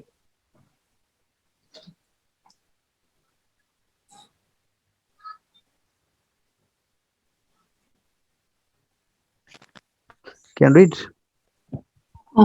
ಯಾವನಾದರೂ ಅತ್ಯಂತ ಹೀನ ಕಾರ್ಯವನ್ನು ಮಾಡುತ್ತಿದ್ದರೂ ಆತನು ಭಕ್ತಿ ಸೇವೆಯಲ್ಲಿ ತೊಡಗಿದ್ದರೆ ಆತನನ್ನು ಸಾಧು ಎಂದು ಭಾವಿಸಬೇಕು. ಏಕೆಂದರೆ ಆತನು ತನ್ನ ನಿರ್ಧಾರದಲ್ಲಿ ಸರಿಯಾಗಿ ನೆಲೆಸಿದ್ದಾನೆ. So even if you are very sinful, but if you take up this process, so ಯಾರು ಪಾಪಗಳನ್ನು ಮಾಡ್ತಾ ಇದ್ರು ಆದ್ರೂ ಈ ಒಂದು ಕಾರ್ಯದಲ್ಲಿ ಭಗವಂತನ ಸೇವೆಯಲ್ಲಿ ತೊಡಗಿದ್ರೆ you consider as saintly. So ಅವ್ರನ್ನ ಭಕ್ತರು ಅಂತ ಕರೀತಾರೆ. ಸಾಧು. If you become a devotee, you see, even though you have many sinful activities previously, but if you take up the process, then yes, Krishna is even calling you a sadhu. So ಯಾರು ತಮ್ಮ ಪಾಪ ಕಾರ್ಯಗಳನ್ನು ಮಾಡ್ತಾ ಇದ್ರು, so ಮಾಡಿದ್ರು ಒಂದು ಈ ಒಂದು ಕಾರ್ಯದಲ್ಲಿ ಭಗವಂತನ ಕಾರ್ಯದಲ್ಲಿ ಭಕ್ತಿ ಸೇವೆಯಲ್ಲಿ ತೊಡಗಿದ್ರೆ ಅವ್ರನ್ನ ಸಾಧು ಅಂತ ಕರೀತಾರೆ. Next verse.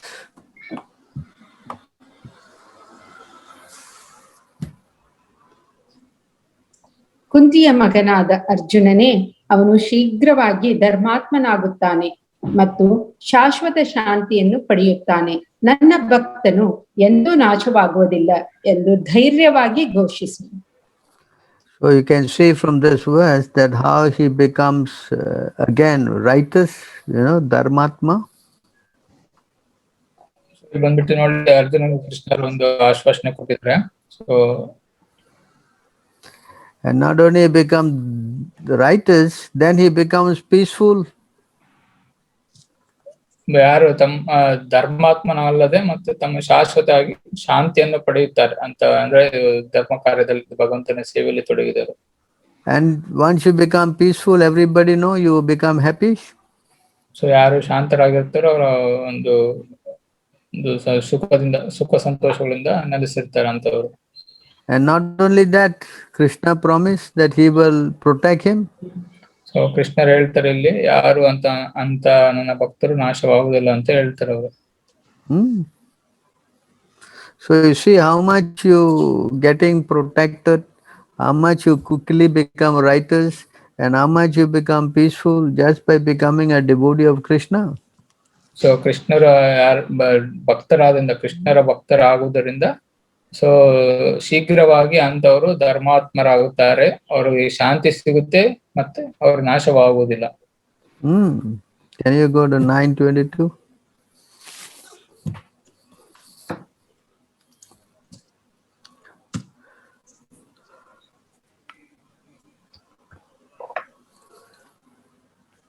ಶ್ಲೋಕನು ಹೇಳ್ಬೋದು ನಾನು.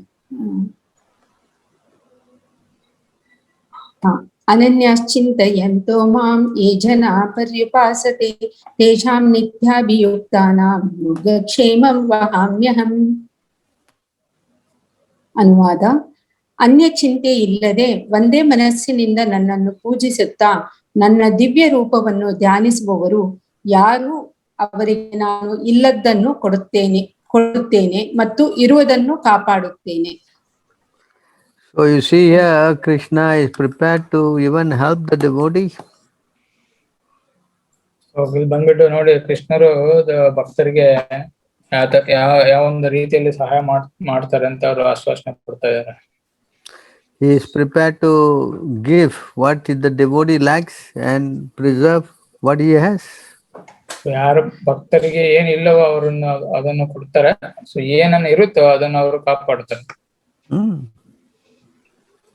See how much you get benefit. So ನೋಡಿ ಎಷ್ಟು ಒಂದು ನಮಗೆ ಒಂದು ಅನುಕೂಲ ಸೊ ಒಂದು ಭಕ್ತರಾಗುವುದರಿಂದ.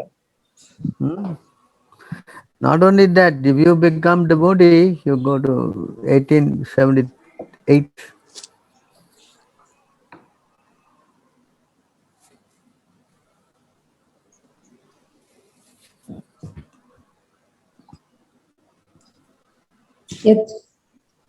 ಯತ್ರ ಯೋಗೇಶ್ವರ ಕೃಷ್ಣೋ ಯತ್ರ ಪಾರ್ಥೋ ಧನುರ್ಧರಃ ತತ್ರ ಶ್ರೀ ವಿಜಯೋ ಬೂಧೇ ಧ್ರುವ ನಿಧಿರ್ಮತಿರ್ಮಮ. ಅನುವಾದ: ಯೋಗೇಶ್ವರನಾದ ಕೃಷ್ಣನು ಎಲ್ಲಿರುವವನೋ ಮತ್ತು ಎಲ್ಲಿ ಧನುರ್ಧಾರಿಯಾದ ಅರ್ಜುನನಿರುವವನೋ ಅಲ್ಲಿ ನಿಶ್ಚಯವಾಗಿಯೂ ಸಿರಿ, ವಿಜಯ, ಅಸಾಧಾರಣ ಶಕ್ತಿ ಮತ್ತು ನೀತಿ ಇವುಗಳು ಇರುತ್ತವೆ. ಇದು ನನ್ನ ಅಭಿಪ್ರಾಯ. So you can see you become a devotee by keeping Krishna and Arjuna in your heart, or if you simply remember them, you get victory, you get opulence, you get mystic power, you get morality, so many things you get by the mercy of Krishna. ಯಾರು ಒಂದು ಕೃಷ್ಣಾರ್ಜುನರನ್ನ ಅಂದ್ರೆ ಅವ್ರನ್ನ ಸ್ಮರಣೆ ಮಾಡ್ತಾರೋ, ಇಲ್ಲಾಂದ್ರೆ ಅವ್ರನ್ನ ಅನುಸರಿಸ್ತಾರೋ ಅಂತವರಿಗೆ ನಿಶ್ಚಯವಾಗಿಯೂ ಎಲ್ಲ ವಿಜಯ ಮತ್ತೆ ಸಂಪತ್ತು, ಅಸಾಧಾರಣ ಶಕ್ತಿ ಮತ್ತು ನೀತಿ ಎಲ್ಲಗಳು ಅವರಲ್ಲಿ ಇರುತ್ತವೆ. So you see how much you are benefiting by becoming a devotee of God, Krishna. So ಅಂದ್ರೆ ಎಷ್ಟೊಂದು ಅನುಕೂಲಗಳು ನೋಡಿ ನಮ್ಮ ದೇವರ ಒಂದು ಭಕ್ತರಾಗುವುದರಿಂದ. But if you don't become a devotee, then you go 1858.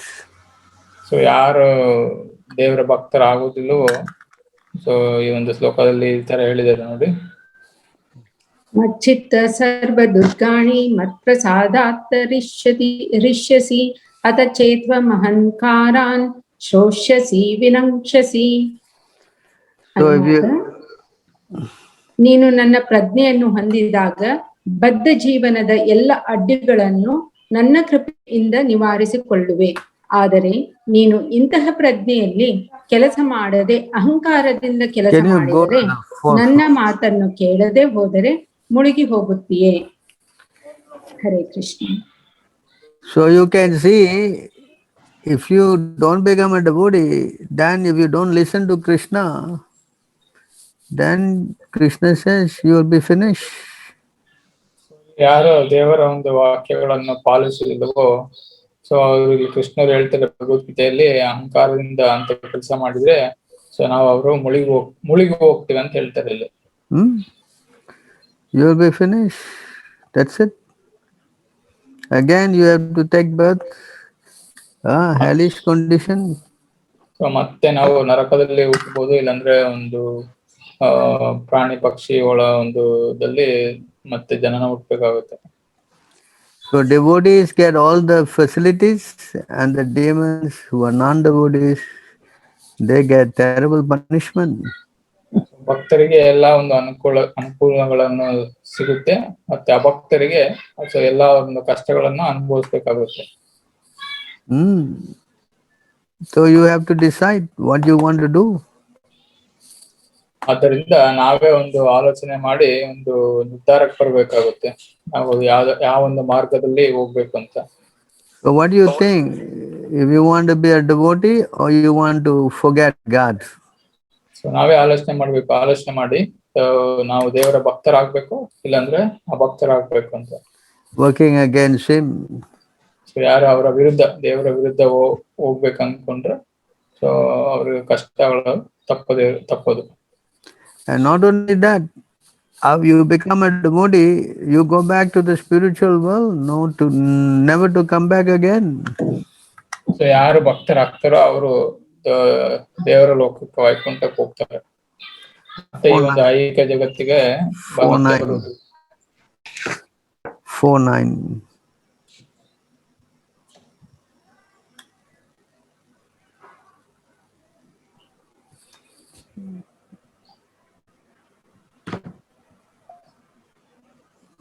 जन्म कर्म च मे दिव्यम् एवं यो वेत्ति तत्त्वतः त्यक्त्वा देहं पुनर्जन्म नैति मामेति सोऽर्जुन. ಅನುವಾದ: ಅರ್ಜುನನೇ, ಯಾರು ಹೀಗೆ ನನ್ನ ಹುಟ್ಟಿನ ಮತ್ತು ಕರ್ಮಗಳ ದಿವ್ಯ ಸ್ವರೂಪವನ್ನು ಯಥಾರ್ಥವಾಗಿ ತಿಳಿದುಕೊಳ್ಳುವರೋ ಅವರು ದೇಹತ್ಯಾಗ ಮಾಡಿದ ನಂತರ ಮತ್ತೆ ಈ ಐಹಿಕ ಜಗತ್ತಿನಲ್ಲಿ ಹುಟ್ಟುವುದಿಲ್ಲ, ಅವರು ನನ್ನ ನಿತ್ಯ ನಿವಾಸಕ್ಕೆ ಬರುತ್ತಾರೆ. Hare Krishna. So you can see, if you become a devotee, you go back to the spiritual world just by remembering Krishna and his pastimes, never to come back again here, Vaikuntha. ಯಾರು ದೇವರನ್ನ ಸ್ಮರಣೆ ಮಾಡಿ, ಕೃಷ್ಣನ ಸ್ಮರಣೆ ಮಾಡಿ ಅವರು ಭಕ್ತರಾಗ್ತಾರೋ, ಮತ್ತೆ ಅವರು ಒಂದು ಈ ದೇಹ ತ್ಯಾಗದ ನಂತರ ಈ ಐಕ್ಯ ಜಗತ್ತಿಗೆ ಮತ್ತೆ ಹುಟ್ಟುವುದಿಲ್ಲ, ಅಂತವರು ಅವರ ನಿತ್ಯ ನಿವಾಸಕ್ಕೆ, ಕೃಷ್ಣರ ಒಂದು ನಿವಾಸಕ್ಕೆ ಹೋಗುತ್ತಾರೆ. So you see how, but if you don't want to be a devotee, can you go 16, 19?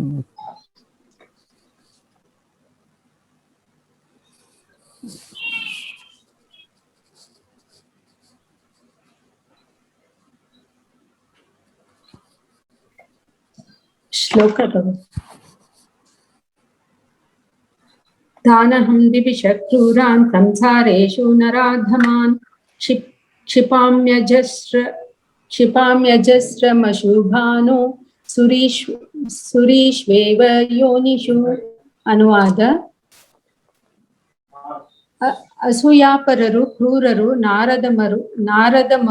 ನಾರದಮರು ಆದವರನ್ನು ನಾನು ನಿರಂತರವಾಗಿ ಐಹಿಕ ಅಸ್ತಿತ್ವದ ಸಾಗರಕ್ಕೆ ನೂಕುತ್ತೇನೆ, ಹಲವಾರು ಆಸುರಿ ಜೀವ ಮಾರ್ಗಗಳಿಗೆ ತಳ್ಳುತ್ತೇನೆ. Hare Krishna. Can you go to the next verse? ಆಸುರಿಂ ಯೋನಿಮಾಪನ್ನ ಮೂಢಾ ಜನ್ಮನಿ ಜನ್ಮನಿ ಮಾಮು ಪ್ರಾಪ್ಯೈವ ಕೌಂತೇಯ ತತೋ ಯಾಂಥದಮಾಂ ಗತಿಂ. ಅನುವಾದ: ಕುಂತಿಯ ಮಗನಾದ ಅರ್ಜುನನೇ, ಆಸುರಿ ಜೀವ ವರ್ಗಗಳಲ್ಲಿ ಮತ್ತೆ ಮತ್ತೆ ಹುಟ್ಟುವ ಇಂತಹ ಜನರು ಎಂದೂ ನನ್ನ ಬಳಿಗೆ ಬರಲಾರರು, ಕ್ರಮೇಣ ಅವರು ಅಧಮಗತಿಗೆ ಇಳಿಯುತ್ತಾರೆ. ಪ್ರಭು. So one side devotee get this facility, the other side those who are not surrendering, want to enjoy their senses, they develop demonic qualities and they go down to very abominable species. So ಯಾರು ಭಕ್ತರಾಗ್ತಾರೋ, ದೇವರ ಕೃಷ್ಣ ಭಕ್ತರಾಗ್ತಾರೋ ಅಂತವ್ರಿಗೆ ಎಲ್ಲಾ ಅನುಕೂಲಗಳು ಸಿಗುತ್ತೆ. Plus ಇನ್ನೊಂದು ಕಡೆ ಏನಂದ್ರೆ, ಯಾರು ಅಭಕ್ತರು, ಯಾರು ಅಭಕ್ತರು ಇರ್ತಾರೋ ಅವರಿಗೆ ಸೊ ಎಲ್ಲಾ ಒಂದು ಆಸುರಿ ಒಂದು ಜೀವನ ಮಾರ್ಗದಲ್ಲಿ ನಡೆದು ಸೊ ಕೃಷ್ಣರಲ್ಲಿ ಹೇಳ್ತಾರೆ ಅಂತನ್ನ ಕಾಲಕ್ರಮೇಣ ಅವರು ಅಧಮಗತಿಗೆ ಅಂದ್ರೆ ನರಕಕ್ಕೆ ತಳ್ಳಲ್ಪಡ್ತಾರೆ ಅಂತವ್ರು. So what do you want to do? Bhakta. And very simple, to become a devotee, all you have to do is chant Hare Krishna. So ಭಕ್ತರಾಗ್ಲಿಕ್ಕೆ ಒಂದೇ ಒಂದು ಸುಲಭವಾದ ಮಾರ್ಗ ಏನಂದ್ರೆ ಒಂದು ದೇವರ ನಾಮಸ್ಮರಣೆ, ಸಂಕೀರ್ತನೆ ಮಾಡೋದು. Hare Krishna, Krishna Krishna Krishna Krishna, Hare Hare Hare Hare, Hare Hare Rama, Rama, Hare Hare Rama, Rama. Rama Rama, Hare Hare. Hare Hare. So this is the very simple method. You just have to chant. So ಒಂದು ದೇವರ ನಾಮಸ್ಮರಣೆ ಮಾಡೋದು ಸುಲಭವಾದ ಒಂದು ಮಾರ್ಗ. If you can chant Krishna's name in particular, then yes, you become successful.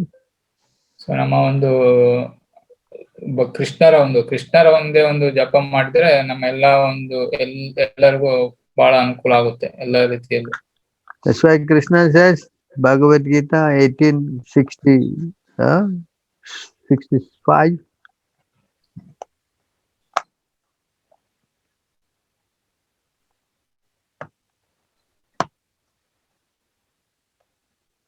मन्मनां भव मद्भक्तो मद्याजी मां नमस्कुरु मामे वैश्यसि सत्यं ते ಪ್ರತಿಜಾನೆ ಪ್ರಿಯೋಸಿ May.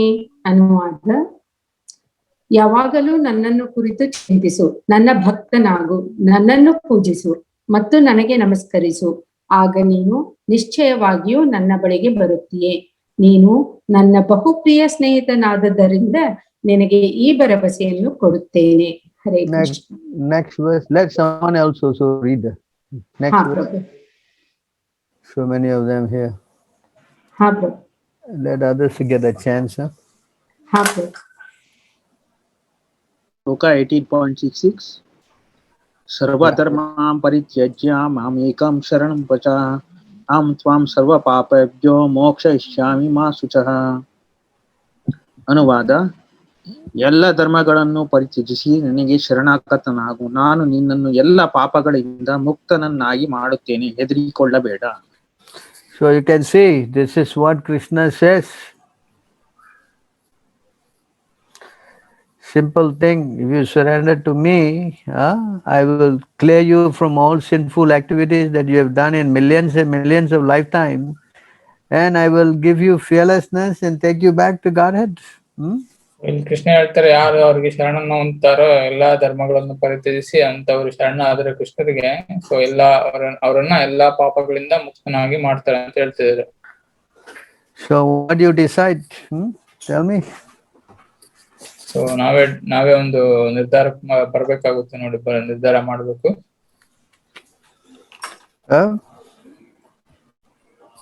You want to be a non-devotee? So ಯಾರು ಭಕ್ತರಿಲ್ಲ ಅಂದ್ರೆ can you go to 646?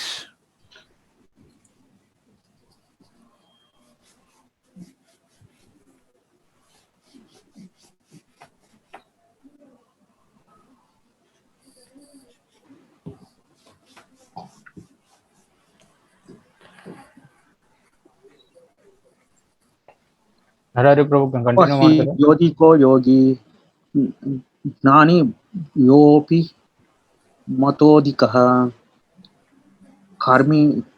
ಕರ್ಮಿಭ್ಯಶ್ಚಾಧಿಕೋ Yogi ತಸ್ಮಾದ್ಯೋಗಿ ಭಾವಾರ್ಜುನ. ಅನುವಾದ: ಯೋಗಿಯು ತಪಸ್ವಿಗಳಿಗಿಂತಲೂ ಜ್ಞಾನಿಗಳಿಗಿಂತಲೂ ಮತ್ತು ಫಲಾಪೇಕ್ಷಿತ ಕರ್ಮದಲ್ಲಿ ತೊಡಗುವವರಿಗಿಂತಲೂ ಶ್ರೇಷ್ಠನಾದವನು. ಆದುದರಿಂದ ಅರ್ಜುನ, ಎಲ್ಲಾ ಸನ್ನಿವೇಶಗಳಲ್ಲಿಯೂ ಯೋಗಿಯಾಗು. So here referring to yogi means not someone who goes and practice some kind of a meditation or whatever. Here is referring to a devotee. ಇಲ್ಲಿ ಯೋಗಿ ಅಂದ್ರೆ ತಪ್ಪಾಗಿ ತಿಳ್ಕೊಳ್ಬಾರ್ದು, ಯಾಕಂದ್ರೆ ಇಲ್ಲಿ ಯೋಗಿ ಅಂದ್ರೆ ಭಕ್ತರ ಅಂತ ಅರ್ಥ.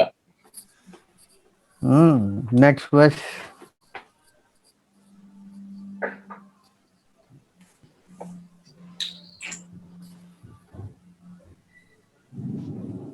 Sanskrit, Prabhu. You can just read the translation. ಯಾರು ಸದಾ ನನ್ನಲ್ಲಿಯೂ ಇರುವನೋ, ತನ್ನಲ್ಲಿರುವ ನನ್ನನ್ನು ಕುರಿತು ಚಿಂತಿಸುವನೋ, ನನ್ನನ್ನು ಭಜಿಸುವನೋ ಅವನೇ ಎಲ್ಲ ಯೋಗಿಗಳಲ್ಲಿಯೂ ಯೋಗಿಗಳಲ್ಲಿ ಯೋಗದಲ್ಲಿ ನನ್ನೊಡನೆ ಅತ್ಯಂತ ಆತ್ಮೀಯವಾಗಿ ಒಂದಾಗಿರುವನು ಮತ್ತು ಅವನೇ ಎಲ್ಲರಿಗಿಂತ ಶ್ರೇಷ್ಠನಾದವನು. ಇದು ನನ್ನ ಅಭಿಪ್ರಾಯ. So you can see, better to be a devotee, Krishna says. ಬಂದ್ಬಿಟ್ಟು ಕೃಷ್ಣ ಹೇಳ್ತಾರೆ ನಾವು ಕೃಷ್ಣ ಭಕ್ತರಾಗ್ಲೇಬೇಕು ಅಂತ ಹೇಳ್ತಾರೆ. ಆದ್ರೆ It's very simple. Just chant Hare Krishna and immediately you become a very great devotee of Krishna. ಯಾರು ಒಂದು ದೇವರ ನಾಮಸ್ಮರಣೆ, ಕೃಷ್ಣನ ನಾಮಸ್ಮರಣೆ ಮಾಡಿದ್ರೆ ಅವರು ಸುಲಭವಾಗಿ ದೇವರ ಭಕ್ತರಾಗ್ಲಿಕ್ಕೆ ಸಾಧ್ಯ. So I think I answered this question. Yes, Prabhu. I don't know, we have time. Already 9:30 already. I think it covered First and two. second question also. If you become devotee of Krishna, what are the advantages we will get? I think I already covered that already. Yeah, it's already covered most of the things covered. How to bring the karmis to be involved in karma kanda to become Krishna. I also covered that. You have to chant. So anyone who associate with devotees and chant, then they will become.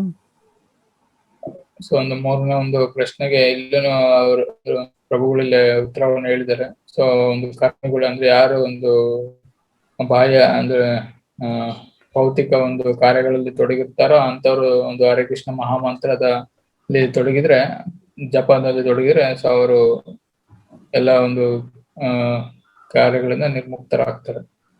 Krishna himself said, in Bhagavad Gita, go above the Vedas.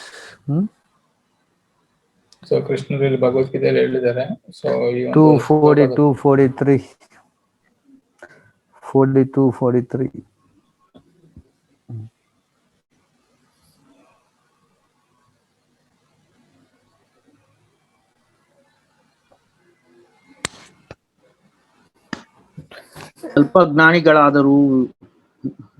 ಅಲ್ಪಜ್ಞಾನಿಗಳಾದವರು ವೇದಗಳಲ್ಲಿನ ಅಲಂಕಾರದ ಮಾತುಗಳಲ್ಲಿ ಮೋಹಗೊಳ್ಳುತ್ತಾರೆ. ಈ ಮಾತುಗಳು ಸ್ವರ್ಗಲೋಕಗಳ ಪ್ರಾಪ್ತಿ, ಒಳ್ಳೆಯ ಜನ್ಮ, ಅಧಿಕಾರ ಮೊದಲಾದವುಗಳಿಗಾಗಿ ಹಲವಾರು ಕಾಮ್ಯ ಕರ್ಮಗಳನ್ನು ಪ್ರಶಂಸಿಸಿ ಹೇಳುತ್ತವೆ. ಇಂದ್ರಿಯ ತೃಪ್ತಿ ಮತ್ತು ಭೋಗ ಜೀವನಗಳನ್ನು ಬಯಸಿ ಇವಕ್ಕಿಂತ ಉತ್ತಮವಾದದ್ದು ಏನೂ ಇಲ್ಲ ಎಂದು ಅವರು ಹೇಳುತ್ತಾರೆ. So they are thinking that this is the highest thing, but Krishna says these people have small intelligence.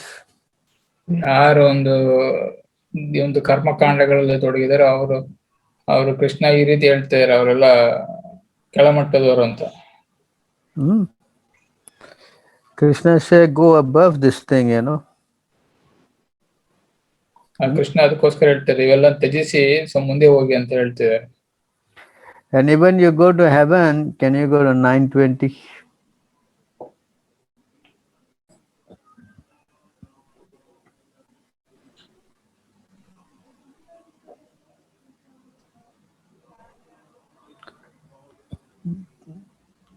ವೇದಗಳನ್ನು ಅಭ್ಯಾಸ ಮಾಡಿ ಸೋಮರಸವನ್ನು ಪಾನ ಮಾಡಿ ಸ್ವರ್ಗಲೋಕಗಳನ್ನು ಅರಸುವವರು ಪರೋಕ್ಷವಾಗಿ ನನ್ನನ್ನು ಪೂಜಿಸುತ್ತಾರೆ. ಪಾಪ ಪ್ರತಿಕ್ರಿಯೆಗಳಿಂದ ಬಿಡುಗಡೆಯಾಗಿ ಪರಿಶುದ್ಧರಾಗಿ ಅವರು ಪುಣ್ಯ ಸ್ವರ್ಗ ಲೋಕದಲ್ಲಿ ಹುಟ್ಟುತ್ತಾರೆ, ಅಲ್ಲಿ ಸ್ವರ್ಗ ಸುಖಗಳನ್ನು ಸವಿಯುತ್ತಾರೆ.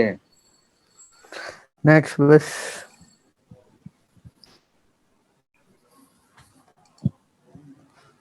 ಹೀಗೆ ಅವರು ಸ್ವರ್ಗಲೋಕದ ಅಪಾರವಾದ ಇಂದ್ರಿಯ ಭೋಗಗಳನ್ನು ಸವಿದು ತಮ್ಮ ಪುಣ್ಯ ಕಾರ್ಯಗಳ ಫಲಗಳು ಕ್ಷಯಿಸಿದ ನಂತರ ಈ ಮರ್ತ್ಯು ಲೋಕಕ್ಕೆ ಹಿಂದಿರುಗುತ್ತಾರೆ. ಹೀಗೆ 3 ವೇದಗಳ ತತ್ವಗಳ ಅನುಸರಣೆಯಿಂದ ಇಂದ್ರಿಯ ಸುಖವಷ್ಟನ್ನೇ ಅರಸುವವರು ಮತ್ತೆ ಮತ್ತೆ ಹುಟ್ಟಿ ಸಾಯುವುದಷ್ಟನ್ನೇ ಸಾಧಿಸುತ್ತಾರೆ.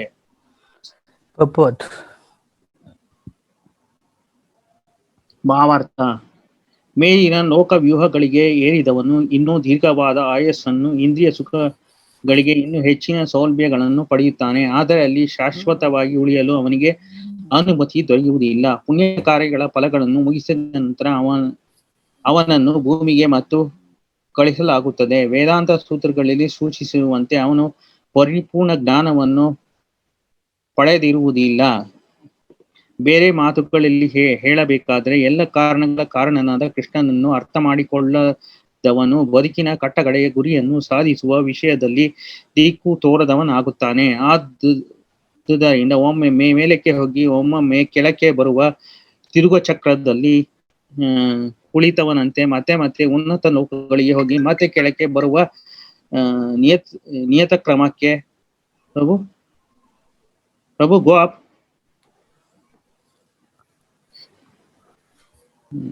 ಹೇಳಬೇಕಾದರೆ ಎಲ್ಲ ಕಾರಣಗಳ ಕಾರಣನಾದ ಕೃಷ್ಣನನ್ನು ಅರ್ಥ ಮಾಡಿಕೊಳ್ಳದವನು ಬದುಕಿನ ಕಟ್ಟಕಡೆಯ ಗುರಿಯನ್ನು ಸಾಧಿಸುವ ವಿಷಯದಲ್ಲಿ ದಿಕ್ಕು ತೋರದವನಾಗುತ್ತಾನೆ. ಆದುದರಿಂದ ಒಮ್ಮೊಮ್ಮೆ ಮೇಲಕ್ಕೆ ಹೋಗಿ ಒಮ್ಮೊಮ್ಮೆ ಕೆಳಕ್ಕೆ ಬರುವ ತಿರುಗುವ ಚಕ್ರದಲ್ಲಿ ಕುಳಿತವನಂತೆ ಮತ್ತೆ ಮತ್ತೆ ಉನ್ನತ ಲೋಕಗಳಿಗೆ ಮತ್ತೆ ಕೆಳಕ್ಕೆ ಬರುವ ನಿಯತ ಕ್ರಮಕ್ಕೆ ಸಿಕ್ಕಿಕೊಳ್ಳುತ್ತಾನೆ. ಇದರ ಭಾವಾರ್ಥವೇನೆಂದರೆ ಮತ್ತೆ ಕೆಳಕ್ಕೆ ಬರುವ ಸಾಧ್ಯತೆಯೇ ಇಲ್ಲದ ಆಧ್ಯಾತ್ಮಿಕ ಲೋಕಕ್ಕೆ ಆತನು ಏರುವುದಿಲ್ಲ. ಅದರ ಬದಲು ಊರ್ಧ್ವ ಲೋಕ ಅಧೋಲೋಕಗಳ ವ್ಯೂಹಗಳಲ್ಲಿ ಹುಟ್ಟು ಸಾವುಗಳ ಚಕ್ರದಲ್ಲಿ ಸುತ್ತುತ್ತಾನೆ. ಅಷ್ಟೇ ಶಾಶ್ವತವಾದ ನಂದವನ್ನು ಸವಿಯುತ್ತ ಈ ಕಷ್ಟದ ಐಹಿಕ ಜನ್ಮಕ್ಕೆ ಬಾರದೆಯೇ ಬೇಕಾದಲ್ಲಿ ಆಧ್ಯಾತ್ಮಿಕ ಲೋಕಕ್ಕೆ ಹೋಗುವುದೇ ಉತ್ತಮ. Can you go to 555 of the Bhagavatam? 555.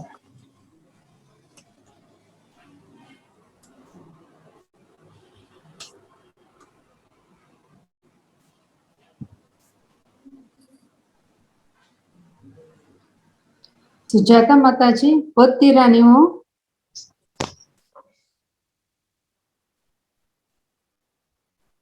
Pavan ಪ್ರಭು ಕೇಳಿ ಸುಜಾತ ಮಾತಾಜಿಗೆ ಓದ್ತಾರ ಅಂತ. Mute. Sujata, Hare Krishna. 555, huh? Don't have, bro. You don't have fifth canto, huh? I have fifth canto, but there is no verses here. Yeah, bro. Don't have fifth canto. Don't. I open in the English. Yeah. Never mind. You can open the English. Yes, bro. Open the English and read and translate. No need to read English, just translate, huh?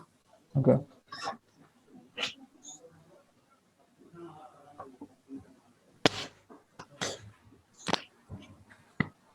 Who can translate this?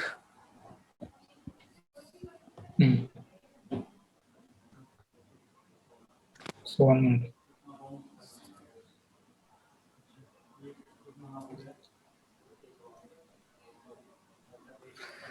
Okay, never mind. Prabhu, wait, I'm trying to translate. Never mind. You don't read this verse. Can you go to 1:5:19? You got that in Kannada? 1:5:19. Kannada. No, Bro, you Kannada don't don't have. 1:5:19. First canto don't have, bro. First Prabhu, may I read this 555? no, you go to 1:5:19. You read this.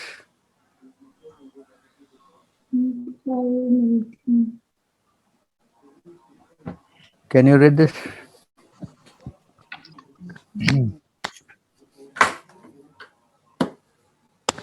In English, Prabhu? Yeah, no, read this and translate it to Kannada. Translate it to Kannada. 1:5:19. Yeah, 1:5:19. 1 minute. I can read. You can read it.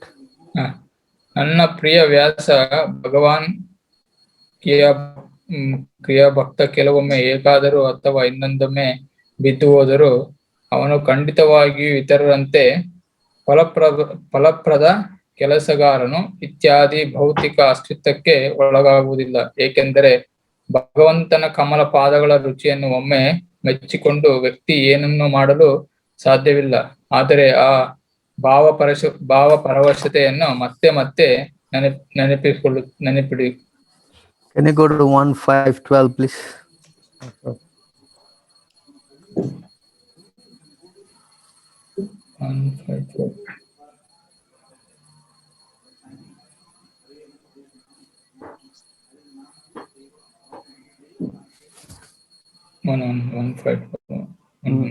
Can you translate this?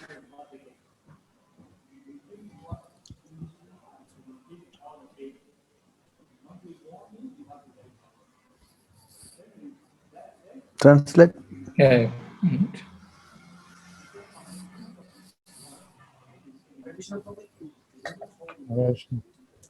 ಸ್ವಯಂ ಸಾಕ್ಷಾತ್ಕಾರದ ಜ್ಞಾನವು ಎಲ್ಲ ಭೌತಿಕ ಸಂಬಂಧಗಳಿಂದ ಮುಕ್ತವಾಗಿದ್ದರೂ ಸಹ ದೋಷರಹಿತ ದೇವರ ಪರಿಕಲ್ಪನೆಯಿಂದ ಹೊರಗೊಳ್ಳದಿದ್ದರೆ ಚೆನ್ನಾಗಿ ಕಾಣುವುದಿಲ್ಲ.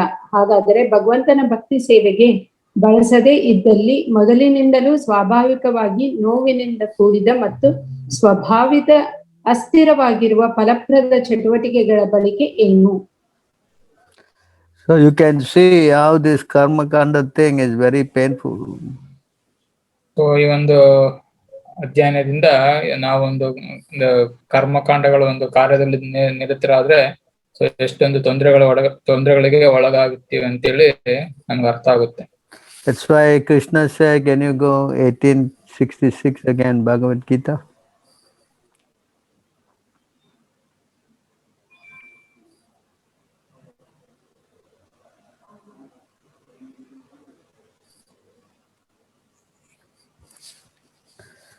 So he says here, abandon all varieties of religion and just surrender unto me. He translates. Read the purport. Read the verse. ಇಲ್ಲಿ ಹೇಳ್ತಾರೆ, ಎಲ್ಲಾ ಧರ್ಮಗಳನ್ನು ತ್ಯಜಿಸಿ ನನಗೆ ಶರಣಾಗತನಾಗು, ನಾನು ನಿನ್ನನ್ನು ಎಲ್ಲಾ ಪಾಪಗಳಿಂದ ಮುಕ್ತನನ್ನಾಗಿ ಮಾಡುತ್ತೇನೆ, ಹೆದರಿಕೊಳ್ಳಬೇಡ. So this is what it is, just surrender everything. That way you will become purified. So ಎಲ್ಲ ಪಾಪಗಳಿಂದ ಮುಕ್ತರಾಗ್ಲಿಕ್ಕೆ ಒಂದೇ ಒಂದು ಮಾರ್ಗ ಏನಂದ್ರೆ ಕೃಷ್ಣನಲ್ಲಿ ಶರಣಾಗೋದು. So if you go to Krishna, you get free from all this karma. This is 3:9 Bhagavad Gita.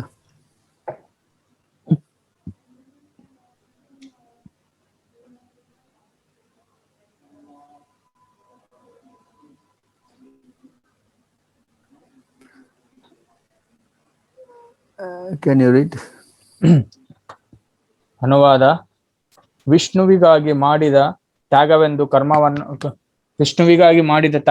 ಕರ್ಮವನ್ನು ಮಾಡಬೇಕು. ಇಲ್ಲವಾದರೆ ಕರ್ಮವು ಇಹ ಬಂಧನವನ್ನು ಸೃಷ್ಟಿ ಮಾಡುತ್ತದೆ. ಆದುದರಿಂದ ಕೌಂತೆಯ, ಭಗವಂತನ ತೃಪ್ತಿಗಾಗಿ ನಿನ್ನ ನಿಯತ ಕಾರ್ಯಗಳನ್ನು ಮಾಡು. ಈ ರೀತಿಯಲ್ಲಿ ನೀನು ಬಂಧನದಿಂದ ಸದಾ ಮುಕ್ತನಾಗಿರುತ್ತೀಯೆ. So this is how you can get free. Karma kanda can become free from his karmic reaction by taking his result and surrendering to Krishna. ನಾವು ಈ ಕರ್ಮಕಾಂಡಗಳ ಒಂದು ಫಲಗಳನ್ನ ಅಪೇಕ್ಷಿಸದೆ ಸೊ ಕೃಷ್ಣನಲ್ಲಿ ಶರಣಾದ್ರೆ, ಸೊ ಶರಣಾಗಿದ್ರೆ ನಮಗೆ ಯಾವ ಒಂದು ರಿಯಾಕ್ಷನ್ ಅನ್ನೋದು ಇರುವುದಿಲ್ಲ. So this is the method. If you want to become purified, then you must you must work for Vishnu. So ಇದೇ ಒಂದು ಮಾರ್ಗ. ಈ ಮಾರ್ಗದಲ್ಲಿ ತೊಡಗಿದ್ರೆ ಸೊ ಎಲ್ಲ ಒಂದು ಕಾರ್ಮಿಕ ಕರ್ಮ ಬಂಧಗಳಿಂದ ಮುಕ್ತರಾಗಬಹುದು. Can you go to 9:27?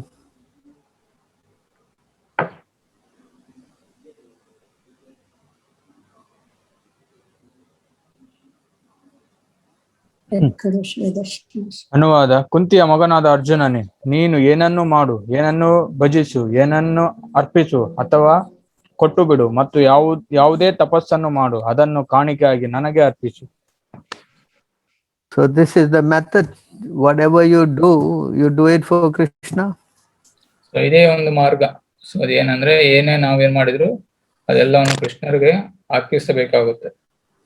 Whatever you do, whatever you eat, whatever you give away, whatever austerity you do.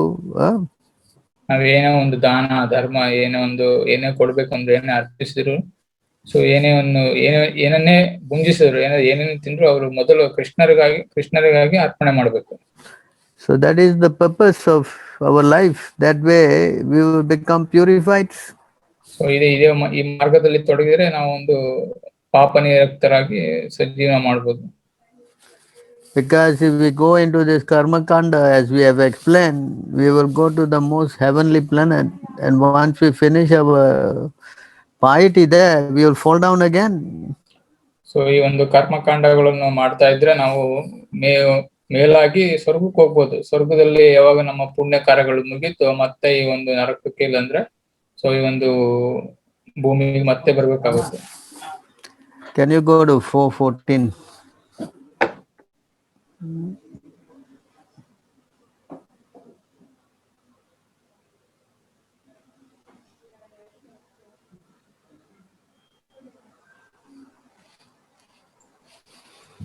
Can you read?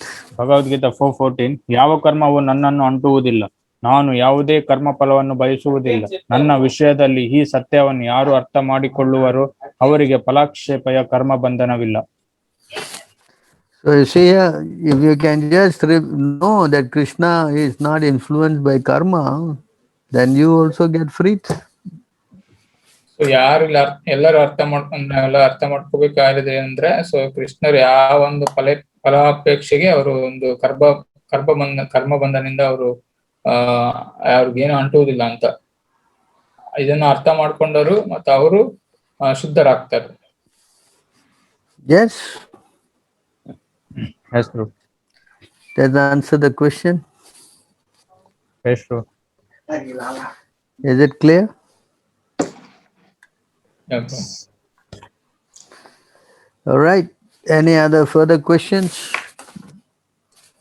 Krishna, ನಿಮ್ಮಲ್ಲಿ ಯಾರಾದ್ರೂ ಮತ್ತೆ ಯಾವ್ದಾದ್ರು ಬೇರೆ ಒಂದು ಪ್ರಶ್ನೆ ಇದೆಯಾ? Prabhu, I have a question.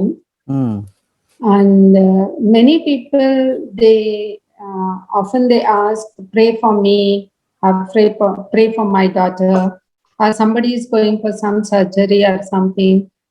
They keep sending WhatsApp messages, chant for him this, or pray for that. How does it exactly work if at all we pray for others?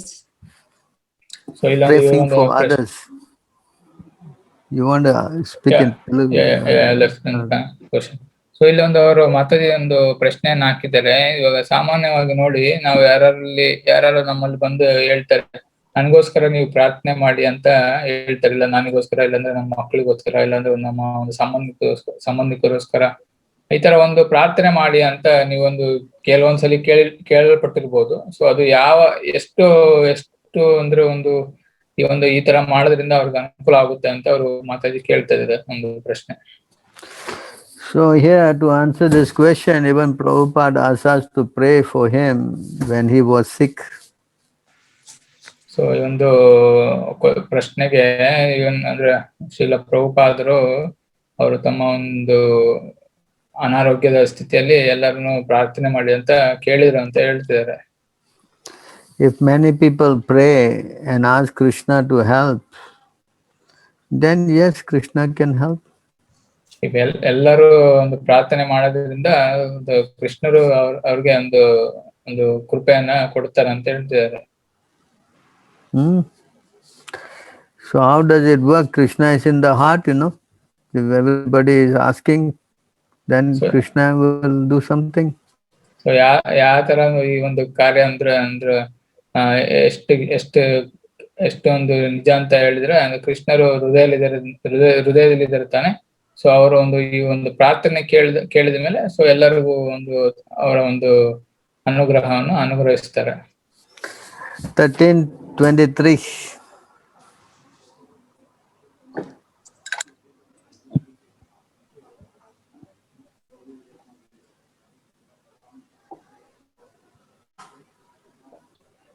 ಅನುವಾದ: ಆದರೂ ಈ ದೇಹದಲ್ಲಿ ಇನ್ನೊಬ್ಬನಿದ್ದಾನೆ, ಅವನು ದಿವ್ಯಾನುಭವಿ, ಅವನು ಪ್ರಭು ಮತ್ತು ಪರಮಪ್ರಭು, ಅವನು ಮೇಲ್ಚಾರಕವನಾಗಿ ಮತ್ತು ಅಪ್ಪಣೆ ಕೊಡುವವನಾಗಿರುತ್ತಾನೆ, ಅವನಿಗೆ ಪರಮಾತ್ಮನೆಂದು ಹೆಸರು. So he is sitting in the heart, is witnessing, and is the permitter. So ಕೃಷ್ಣರು ಒಂದು ಹೃದಯದಲ್ಲಿ ಅವರು ನೆಲೆಸಿದ್ದಾರೆ. ಅವರು ಪರಮಸ್ವಾಮಿ ಮತ್ತು ಅವರು ಮೇಲ್ಚಾರಕನಾಗಿ ಅಂದ್ರೆ ಅವರೇ ಎಲ್ಲ ಒಂದು ಪರಿವೀಕ್ಷಿಸ್ತಿರ್ತಾರೆ ಮತ್ತೆ ಅವರೇ ಅಪ್ಪಣೆ ಕೊಡುವರು. ಅವರಿಂದಾನೇ ಅಪ್ಪಣೆ ಎಲ್ಲಾ ಕಾರ್ಯಗಳಿಗೆ ಅಪ್ಪಣೆ ಬರೋದು ಕೃಷ್ಣರಿಂದಾನೇ. Krishna is very submissive to his devotees. Krishna ಬಂದ್ಬಿಟ್ಟು ಅವರ ಭಕ್ತರಿಗೆ ಬಹಳ ಒಂದು ಹತ್ತಿರದಲ್ಲಿರ್ತಾರೆ. In fact, Krishna says that I am in the heart of my devotee, and devotees, I know nobody but my devotee, and my devotee know nobody but me.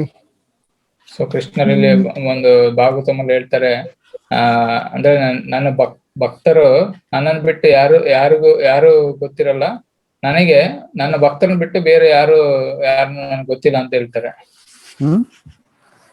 I am sitting in the heart of my devotee, and Sadhavo Hridayam Madhyam. 9th canto. Yeah, but I want to find out which in the Bhagavad Gita easy, 9th canto we have 7:18. Go to 7:18 Bhagavad Gita. okay,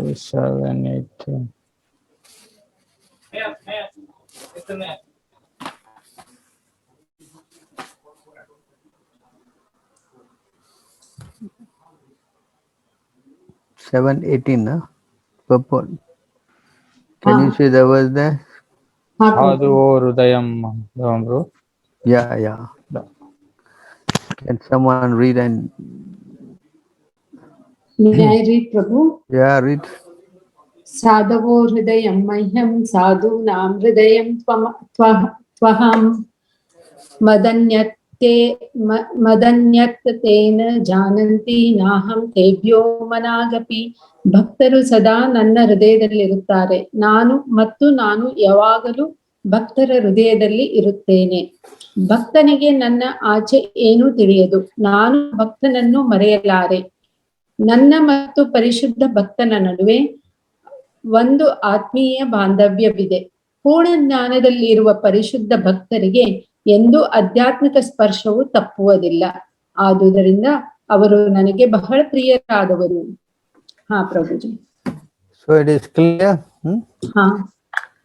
If you pray, all pray, because Krishna is very dear to the devotees. So you will. Yes, Prabhu. But here, but devotee prays to the non-devotee, and then Krishna may listen and give them the mercy. But how about the non-devotee? If somebody who is not a devotee, who is praying to someone who is a non-devotee, how they will help? That will not work. Okay. Someone is non-devotee cannot approach Krishna. That's not possible. So whatever they pray, it doesn't work. Yeah, because Krishna is only dealing with the devotees, no? Yes. Yeah. Non-devotees cannot approach him. Correct? Yes, sir. So there is no wrong in praying for others then. I mean, for the devotee. I think first you pray for yourself, Don't worry about others first, You try to first do your own thing first, First, you cannot even save yourself, and you want to do all these other things. Does it make any sense? Correct? You become puffed up when you start thinking like this, You have to learn how to save ourselves, humble. Worry about the others later. Unless you think you are a pure devotee, I don't know, maybe you are. No, not at all. Then we should not even think like this. Understand? We can teach them to pray by asking them to chant Hare Krishna. Correct? But you try to chant for others, does it make sense? Tell me. Yes? It will not. Yeah, this is not very good consciousness, Explain all this in Kannada. So ಇಲ್ಲಿ ಅವ್ರು ಬಂದ್ಬಿಟ್ಟು ಪ್ರಭು ಹೇಳ್ತಾರೆ, so ಅಂದ್ರೆ ಇವತ್ತಿನ ಮಾತಾಜಿ ಕೇಳಿದಂತ ಒಂದು ಪ್ರಶ್ನೆಗೆ ಅಂದ್ರೆ, so ನಾವು ಬೇರೆಯವರಿಗೆ ಪ್ರಾರ್ಥನೆ ಮಾಡಬೇಕು. ಪ್ರಾರ್ಥನೆ ಮಾಡೋದ್ರಿಂದ ಇವಾಗ ಪ್ರಭು ಎಲ್ಲ ಒಂದು ಶ್ಲೋಕಗಳನ್ನ ತೋರಿಸಿದ್ರು, ಆತರ ಕೃಷ್ಣರ ಮತ್ತು ಭಕ್ತರ ಒಂದು ನಡುವಿನ ಸಂಬಂಧ. ಸೊ ಅವರು ಕೃಷ್ಣರ ಯಾವ ತರ ಒಂದು ದೇವರ ಭಕ್ತರನ್ನ ಕಾಪಾಡ್ತಾರೆ ಅಂತ. ಆದ್ರೆ ಇವ ಅಭಕ್ತರು ಯಾರು ಕೃಷ್ಣರ ಭಕ್ತರು ಇರೋದಿಲ್ವೋ, ಸೊ ಅಂತವ್ರಿಗೆ ಸೊ ದೇವರಿಂದ ಒಂದು ಕೃಷ್ಣರಿಂದ ಯಾವ ಒಂದು ಸಹಾಯ ಸಿಗುವುದಿಲ್ಲ ಅಂತ ನಮ್ಮ ವೇದಗಳು ಹೇಳುತ್ತೆ. ಸೊ ಅದಕ್ಕೋಸ್ಕರ ಮೊದಲನೇದಾಗಿ ನಾವು ನಮ್ಮನ್ನ ರಕ್ಷಣೆ ಮಾಡ್ಕೊಳ್ಳೋದು. ರಕ್ಷಣೆ ನಾವ್ ಯಾವ ತರ ಮಾಡ್ಕೋಬೇಕಂದ್ರೆ ಮೊದಲನೇದಾಗಿ ಸೊ ಹರೇ ಕೃಷ್ಣ ಮಹಾಮಂತ್ರ, ಹರೇ ಕೃಷ್ಣ ಜಪವನ್ನು ನಾವು ಮಾಡ್ಬೇಕು. ಸೊ ಅದರಿಂದ ನಾವು ಮೊದಲು ನಮಗೆ ಸಹಾಯ ಮಾಡ್ಕೊಳ್ಬೇಕು. ಸೊ ಬೇರೆಯವ್ರಿಗೆ ಆಮೇಲೆ ನಾವು ಒಂದು ಸಹಾಯ ಮಾಡ್ಬೋದು. ಸೊ ಅದರಿಂದ ಸೊ ಮೊದಲು ನಮ್ಮನ್ನು ನಾವು ರಕ್ಷಣೆ ಮಾಡ್ಕೊಳ್ಳೋದ್ರಿಂದ ಸೊ ಎಲ್ಲ ಒಂದು ರೀತಿಯಲ್ಲಿ ಅವ್ರಿಗೆ ಬೇರೆಯವ್ರಿಗೆ ಏನಂದ್ರೆ ಅವ್ರಿಗೆ ಒಂದು ಜಪ ಮಾಡೋದಂದ್ರೆ ಹೇಳ್ಕೊಡ್ಬೋದು. ಹೇಳೋದ್ರಿಂದ ಅವ್ರಿಗೂ ಬಹಳ ಒಂದು ಬೆನಿಫಿಟ್ ಆಗುತ್ತೆ ಅಂತ ಪ್ರಭು ಹೇಳ್ತಾ ಇದ್ದಾರೆ. So that answer the question? Yes, bro. Very good. So any more questions? Hare Krishna. ಬೇರೆ ಯಾರಿಗಾದ್ರೂ ನಮ್ಮಲ್ಲಿ ಕ್ವಶನ್ ಇದೆ, ಪ್ರಶ್ನೆ ಯಾರಾದ್ರೂ? Hare Krishna. Prabhu, just now you are talking about Karma Kanda division.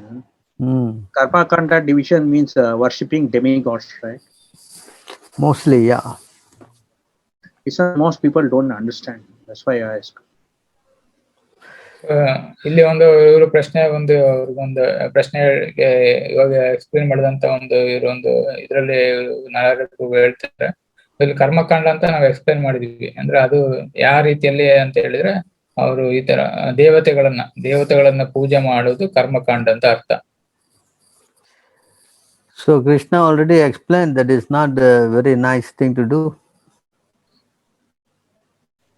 So already ಕೃಷ್ಣರು ಆಲ್ರೆಡಿ ಹೇಳಿದ್ದಾರೆ ಈ ಒಂದು ಕಾರ್ಯದಲ್ಲಿ ತೊಡಗುವುದು ಸೊ ಅಂದ್ರೆ ಅಷ್ಟು ಅಸಮಂಜಸವಾದ ಒಂದು ವಿಷಯ ಅಲ್ಲ ಅಂತ. In fact, anyone who worship the other god, can you go 9:23?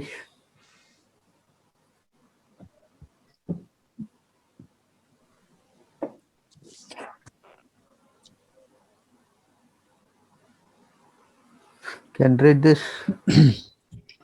ಕುಂತಿಯ ಮಗನಾದ ಅರ್ಜುನನು ಇತರ ದೇವತೆಗಳ ಭಕ್ತರಾಗಿ ಶ್ರದ್ಧೆಯಿಂದ ಅವರನ್ನು ಪೂಜಿಸುವವರು ನನ್ನನ್ನು ಪೂಜಿಸುತ್ತಾರೆ, ಆದರೆ ಅದನ್ನು ತಪ್ಪು ರೀತಿಯಲ್ಲಿ ಮಾಡುತ್ತಾರೆ.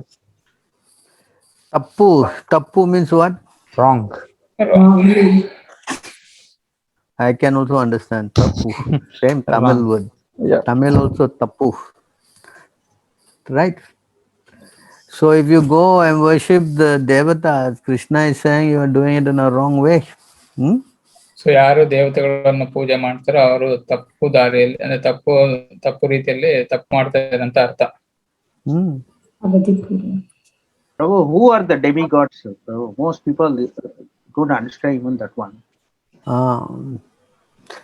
Demigods means like anybody from Lord Brahma, Lord Shiva. They are actually 33 crore demigods. ಇಲ್ಲಿ ಇವರು ದೇವತೆಗಳು ಅಂದ್ರೆ ಯಾರು ಅಂತ ಕೇಳ್ತಾರೆ. ಅವರು ಇಲ್ಲಿ ನೋಡಿ ದೇವತೆಗಳು ಅಂದ್ರೆ 3 ಕೋಟಿ ದೇವತೆಗಳು ಇದಾರೆ ತಾನೆ. ಅದ್ರಲ್ಲಿ ಬಂದ್ಬಿಟ್ಟು ಇಲ್ಲ ಬ್ರಹ್ಮ ಇರ್ಬೋದು, ಶಿವ ಇರ್ಬೋದು, ಇಲ್ಲಾಂದ್ರೆ ಸೊ ಗಣೇಶ, ಈ ತರ ಎಲ್ಲಾ ಈ ದೇವತೆಗಳನ್ನ ಇವ್ರನ್ನೆಲ್ಲ ದೇವತೆಗಳಂತ ಕರೀತಾರೆ. So they all are demigods as we say in English, but in Sanskrit it's called devatas. So ನಾವು ಒಂದು ಇಂಗ್ಲಿಷ್ ಅಲ್ಲಿ ಅವರು ಡೆಮಿಗಾಡ್ ಅಂತ ಹೇಳ್ತೀವಿ. ಇಲ್ಲಿ ನಮಗೆ ಸಂಸ್ಕೃತದಲ್ಲಿ ದೇವತೆಗಳಂತ ಹೇಳ್ತಾರೆ. You cannot say that all gods are equal. That's not correct. ಅದು ಈ ಒಂದು ಅಂದ್ರೆ ಸ್ಟೇಟ್ಮೆಂಟ್ ಏನಂದ್ರೆ ಎಲ್ಲರೂ ಸಮ ದೇವರು ಅಂದ್ರೆ ಎಲ್ಲರೂ ದೇವರು ಅಂತ ಹೇಳೋದು ತಪ್ಪು. Because Krishna says, can you go to 10:2?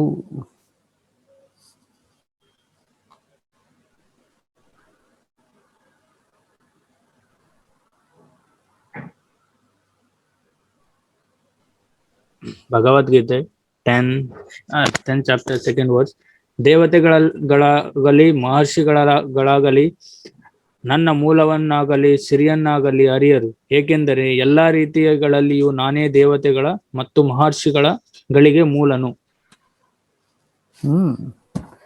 So Krishna's position is different. He is the source of all these demigods and all. Can you read the next verse? Yes, sir. ಯಾರು ನನ್ನನ್ನು ಜನ್ಮವಿಲ್ಲದವನು, ಅನಾದಿ ಮತ್ತು ಎಲ್ಲ ಲೋಕಗಳ ಪರಮಪ್ರಭು ಎಂದು ಅರಿಯುತ್ತಾನೆಯೋ ಅವನು ಮಾತ್ರ ಮನುಷ್ಯರಲ್ಲಿ ಭ್ರಾಂತಿ ಇಲ್ಲದವನಾಗಿ ಎಲ್ಲಾ ಪಾಪಗಳಿಂದ ಬಿಡುಗಡೆ ಹೊಂದುತ್ತಾನೆ. So this is the difference. Krishna says in 10:8.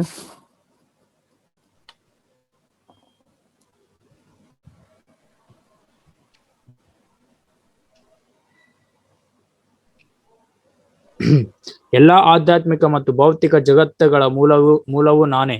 ಎಲ್ಲವೂ ನನ್ನಿಂದ ಹೊರಸೂಸುತ್ತದೆ. ಇದನ್ನು ಸಂಪೂರ್ಣವಾಗಿ ತಿಳಿದ ವಿದ್ವಾಂಸರು ನನ್ನ ಭಕ್ತಿ ಸೇವೆಯಲ್ಲಿ ನಿರತರಾಗುತ್ತಾರೆ ಮತ್ತು ಹೃದಯ ತುಂಬಿ ನನ್ನನ್ನು ಪೂಜಿಸುತ್ತಾರೆ. Can you read the purport? ವೇದಗಳನ್ನು ಪರಿಪೂರ್ಣವಾಗಿ ಅಧ್ಯಯನ ಮಾಡಿ ಚೈತನ್ಯ ಮಹಾಪ್ರಭುಗಳಂತಹ ಆಚಾರ್ಯರಿಂದ ತಿಳುವಳಿಕೆ ಪಡೆದು ಈ ಬೋಧನೆಗಳನ್ನು ಹೇಗೆ ಅನ್ವಯಿಸಬೇಕು ಎಂಬುದನ್ನು ತಿಳಿದುಕೊಂಡ ಪ್ರಗಲ್ಭ ವಿದ್ವಾಂಸನು ಕೃಷ್ಣನು ಐಹಿಕ ಮತ್ತು ಆಧ್ಯಾತ್ಮಿಕ ಪ್ರಪಂಚಗಳಲ್ಲಿ ಇರುವುದೆಲ್ಲವಕ್ಕೂ ಮೂಲ ಎನ್ನುವುದನ್ನು ಅರ್ಥ ಮಾಡಿಕೊಳ್ಳಬಲ್ಲ. ಇದನ್ನು ಪರಿಪೂರ್ಣವಾಗಿ ತಿಳಿದುಕೊಂಡಿದ್ದರಿಂದ ಅವನು ಪರಮಪ್ರಭುವಿನ ಭಕ್ತಿ ಸೇವೆಯಲ್ಲಿ ಸ್ಥಿತನಾಗಿದ್ದಾನೆ.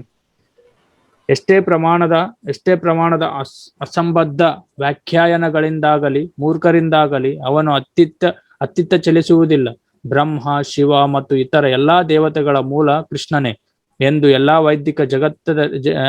ವೈದಿಕ ಸಾಹಿತ್ಯದಲ್ಲಿ ಒಮ್ಮತವಿದೆ. ಅಂತವರ್ಣ ವೇದದಲ್ಲಿ ಗೋಪಾಲ ತಪಾನಿ ಉಪನಿಷತ್ 1.24 ಹೀಗೆ ಹೇಳಿದೆ: ಯೋ ಬ್ರಾಹ್ಮಣ್ಯ ವಿಧಾವತಿ ಪೂರ್ವಂ ಯೋ ವೈ ವೇದಾಂಶ ಗಪಾಯತಿ ಸ್ಮ ಕೃಷ್ಣ. ಬ್ರಹ್ಮನಿಗೆ ವೇದದ ಜ್ಞಾನದಲ್ಲಿ ಮೊದಲ ಉಪದೇಶ ಮಾಡಿದವನು ಮತ್ತು ಭೂತಕಾಲದಲ್ಲಿ ವೇದದ ಜ್ಞಾನವನ್ನು ಪ್ರಸಾರ ಮಾಡಿದವನೇ ಕೃಷ್ಣನೇ. ನಾರಾಯಣ ಉಪನಿಷತ್ ಹೀಗೆ ಹೇಳುತ್ತದೆ: ಅಥ ಪುರುಷೋ ಹವೈ ನಾರಾಯಣೋ ಕಾಮಯತ ಪ್ರಜಾ ಸೃಜ್ಯಯತಿ. ಅನಂತರ ಪರಮ ಪುರುಷನಾದ ನಾರಾಯಣನು ಜೀವಿಗಳನ್ನು ಸೃಷ್ಟಿಸಲು ಅಪೇಕ್ಷಿಸಿದನು. ಉಪನಿಷತ್ ಮುಂದುವರಿಸಿ ಹೀಗೆ ಹೇಳುತ್ತದೆ: ನಾರಾಯಣದಿಂದ ಬ್ರಹ್ಮನು ಹುಟ್ಟಿದನು, ನಾರಾಯಣನಿಂದ ಪ್ರಜಾಪತಿಗಳು ಸಹ ಹುಟ್ಟಿದರು, ನಾರಾಯಣದಿಂದ ಇಂದ್ರನು ಹುಟ್ಟಿದನು, ನಾರಾಯಣದಿಂದ ಅಷ್ಟವಸುಗಳು ಹುಟ್ಟಿದರು, ನಾರಾಯಣದಿಂದ ಏಕಾದಶ ರುದ್ರರು ಹುಟ್ಟಿದರು, ನಾರಾಯಣದಿಂದ ದ್ವಾದಶಾದಿತ್ಯರು ಹುಟ್ಟಿದರು. ಈ ನಾರಾಯಣನು ಕೃಷ್ಣನ ವಿಸ್ತರಣೆ. ಅದೇ ವೇದದಲ್ಲಿ ಹೀಗೆ ಹೇಳಿದೆ: ಬ್ರಹ್ಮಣೋ ದೇವಕಿ ಪುತ್ರ. ದೇವಕಿಯ ಮಗನಾದ ಕೃಷ್ಣನೇ ಪರಮ ಪುರುಷೋತ್ತಮನು. ನಾರಾಯಣ ಉಪನಿಷತ್ 4 ಹೀಗೆ ಹೇಳಿದೆ: ಏಕೋ ವೈ ನಾರಾಯಣ ಅಸ್ತಿನ್ನ ಬ್ರಾಹ್ಮಣ ಈಶನೋ ನಪೋ ನಾಗ್ನೇಸ್ಮೋ ನೇಮೋ ನಕ್ಷತ್ರಿನ ಸೂರ್ಯ.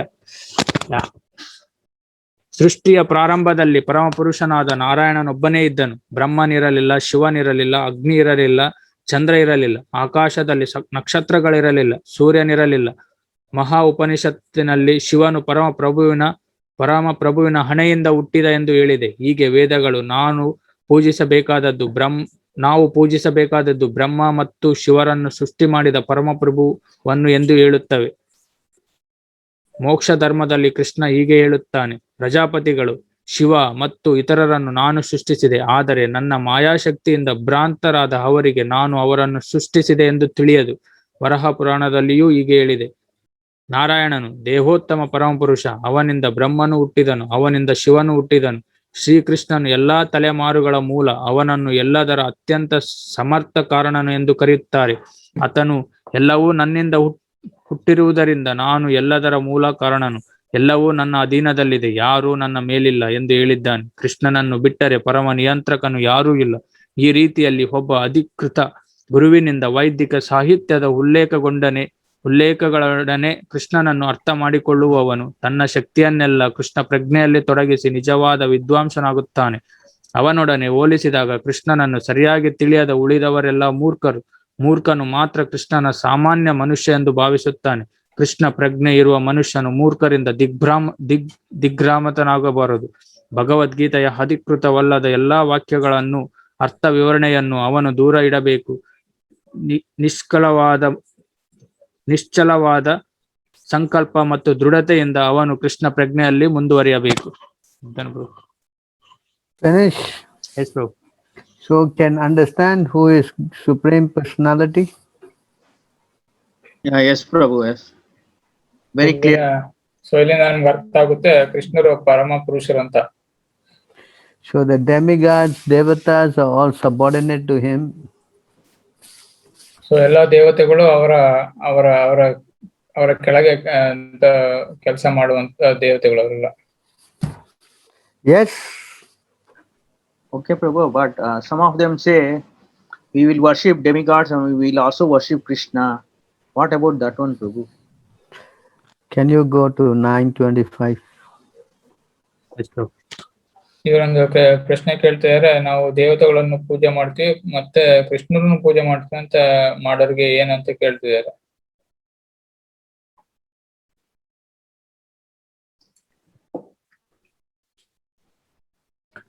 Read. ದೇವತೆಗಳನ್ನು ಪೂಜಿಸುವವರು ದೇವತೆಗಳ ಮಧ್ಯೆ ಹುಟ್ಟುತ್ತಾರೆ, ಪಿತೃಗಳನ್ನು ಪೂಜಿಸುವವರು ಪಿತೃಗಳ ಬಳಿಗೆ ಹೋಗುತ್ತಾರೆ, ಭೂತಗಳನ್ನು ಪೂಜಿಸುವವರು ಭೂತಗಳ ಮಧ್ಯೆ ಹುಟ್ಟುತ್ತಾರೆ, ನನ್ನನ್ನು ಪೂಜಿಸುವವರು ನನ್ನೊಡನೆ ಇರುತ್ತಾರೆ. ಎಷ್ಟು? So you can see here, if you worship the devatas, you go to the planet of the devatas. ಯಾರು ದೇವತೆಗಳನ್ನ ಪೂಜೆ ಮಾಡ್ತಾರೋ ಅವರು ಅವರ ಸನ್ನಿಧಿಗೆ ಹೋಗುತ್ತಾರೆ. If you worship the Pitra, you go to the Pitra planet. ಯಾರು ಒಂದು ಪಿತೃಗಳನ್ನು ಪೂಜೆ ಮಾಡ್ತಾರೋ ಅವರು ಅಂತವರ ಬಳಿ ಹೋಗಿ ಸೇರ್ತಾರೆ. If you worship the ghosts, you become ghosts. So ಯಾರು ಭೂತಗಳನ್ನ ಪೂಜೆ ಮಾಡ್ತಾರೋ ಅವರು ಭೂತಗಳಾಗ್ತಾರೆ. But if you worship Krishna, you go to the place of Krishna. ಯಾರು ಕೃಷ್ಣರನ್ನು ಪೂಜೆ ಮಾಡ್ತಾರೋ ಅಂತವರು ಅವರ ನೆಲೆಗೆ ಹೋಗಿ ಸೇರ್ತಾರೆ. That means there is difference, is it not? So ಇಲ್ಲಿ ಒಂದು ವ್ಯತ್ಯಾಸವನ್ನು ನೋಡ್ಬೋದು ನಾವು. Not that you worship what is say any particular demigod or ancestor, you go all to the same destination. It doesn't say that here. ಇಲ್ಲಿ ನೋಡಿ, ಈ ಒಂದು ಶ್ಲೋಕದಿಂದ ನಮ್ಗೆ ಅರ್ಥ ಆಗುತ್ತೆ, ಯಾರು ದೇವತೆಗಳನ್ನ ಪೂಜೆ ಮಾಡ್ತಾರೋ ಅವರು ದೇವತೆ ಅಲ್ಲಿ ಮಧ್ಯೆ ಹುಟ್ಟುತ್ತಾರೆ, ಮತ್ತೆ ಪಿತೃಗಳು ಪೂಜೆ ಮಾಡಿದ್ರೆ ಅವರು ಅಲ್ಲಿ ಸೇರ್ತಾರೆ ಅಂತ.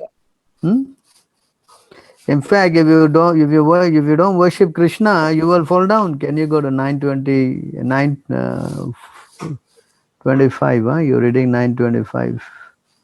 I think it's 9:24. 24. Yeah, one verse before this. ನಾನೊಬ್ಬನೇ ಎಲ್ಲ ಯಜ್ಞಗಳ ಭೋಕ್ತಾರನು ಮತ್ತು ಯಜಮಾನನು, ಆದುದರಿಂದ ನನ್ನ ನಿಜವಾದ ದಿವ್ಯ ಸ್ವಭಾವವನ್ನು ಗುರುತಿಸಿದವರು ಪತನ ಹೊಂದುತ್ತಾರೆ.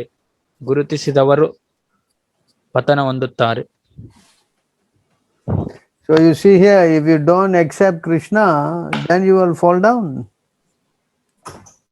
ಯಾರು ಕೃಷ್ಣರನ್ನು ಪೂಜೆ ಮಾಡಲು ಅವರು ಪತನ ಹೊಂದುತ್ತಾರೆ. Does not recognize his true transcendental nature will fall down. So ಯಾರು ಒಂದು ಅವರು ಸಾಕ್ಷಾತ್ಕಾರವನ್ನು ಯಾರು ಒಂದು ಸ್ಮರಿಸಲ್ವೋ ಸೊ ಅವರು ನರಕಕ್ಕೆ ಹೋಗುವುದು ಖಚಿತ. Can you go to 6:47 Bhagavad Gita?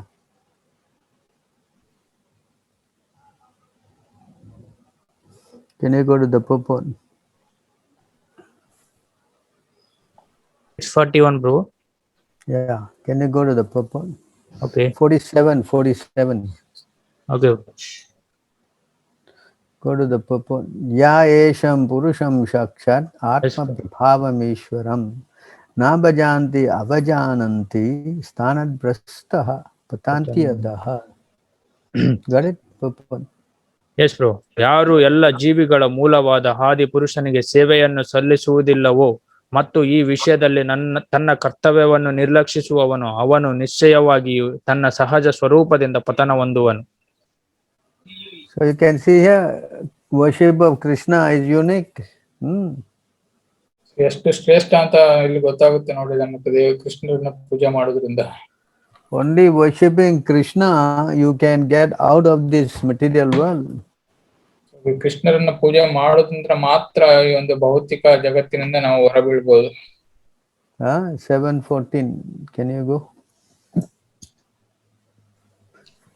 Can you go to the purport, last paragraph?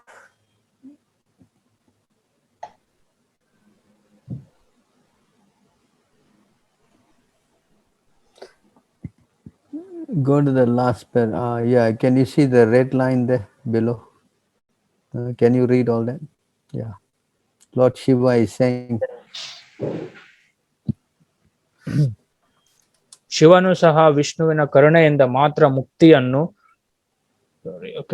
ಶಿವನು ಸಹ ವಿಷ್ಣುವಿನ ಕರುಣೆಯಿಂದ ಮಾತ್ರ ಮುಕ್ತಿಯನ್ನು ಪಡೆಯುವುದು ಸಾಧ್ಯ ಎಂದು ಹೇಳಿದ್ದಾನೆ. ಮುಕ್ತಿ ಪ್ರದಾತ ಸರ್ವೇಶಾಂ ವಿಷ್ಣುರೇವ ಸಂಶಯ ನಾ ಸಂಶಯ. ಪ್ರತಿಯೊಬ್ಬರಿಗೂ ಮುಕ್ತಿಯನ್ನು ಅನುಗ್ರಹಿಸಬಲ್ಲವನು ವಿಷ್ಣು ಎನ್ನುವುದರಲ್ಲಿ ಸಂಶಯವಿಲ್ಲ ಎಂದು ಶಿವನು ಹೇಳುತ್ತಾನೆ. ಎಷ್ಟು?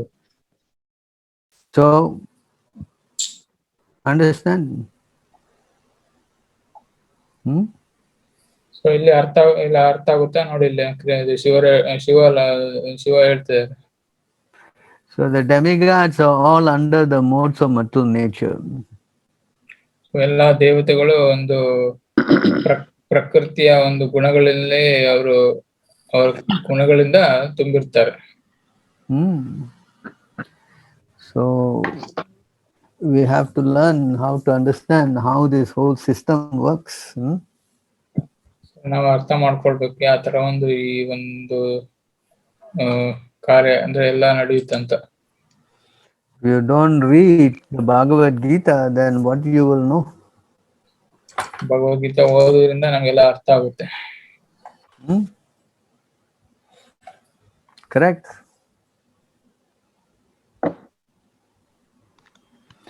So anyway, I think the demigod issue is a long subject. We have to keep it for another day, huh? Yes, sure. ಈ ದೇವತೆಗಳ ಒಂದು ಬಗ್ಗೆ ಚರ್ಚೆ ಮಾಡುವುದು ಇನ್ನೊಂದು ಅಧ್ಯಯನ ಅದು ಒಂದು ಬಹಳ ದೊಡ್ಡ ವಿಷಯ ಅದು. ಸೊ ಅದನ್ನ ಮುಂದಿನ ಒಂದು ಸಂಭಾಷಣೆ ಸಮಾವೇಶದಲ್ಲಿ ಸೊ ಈ ಒಂದು ಕ್ಲಾಸ್ನಲ್ಲಿ ಹೇಳಲಾಗುತ್ತೆ. So okay, we will stop here. You go down to stop the sharing. Okay. Stop page sharing.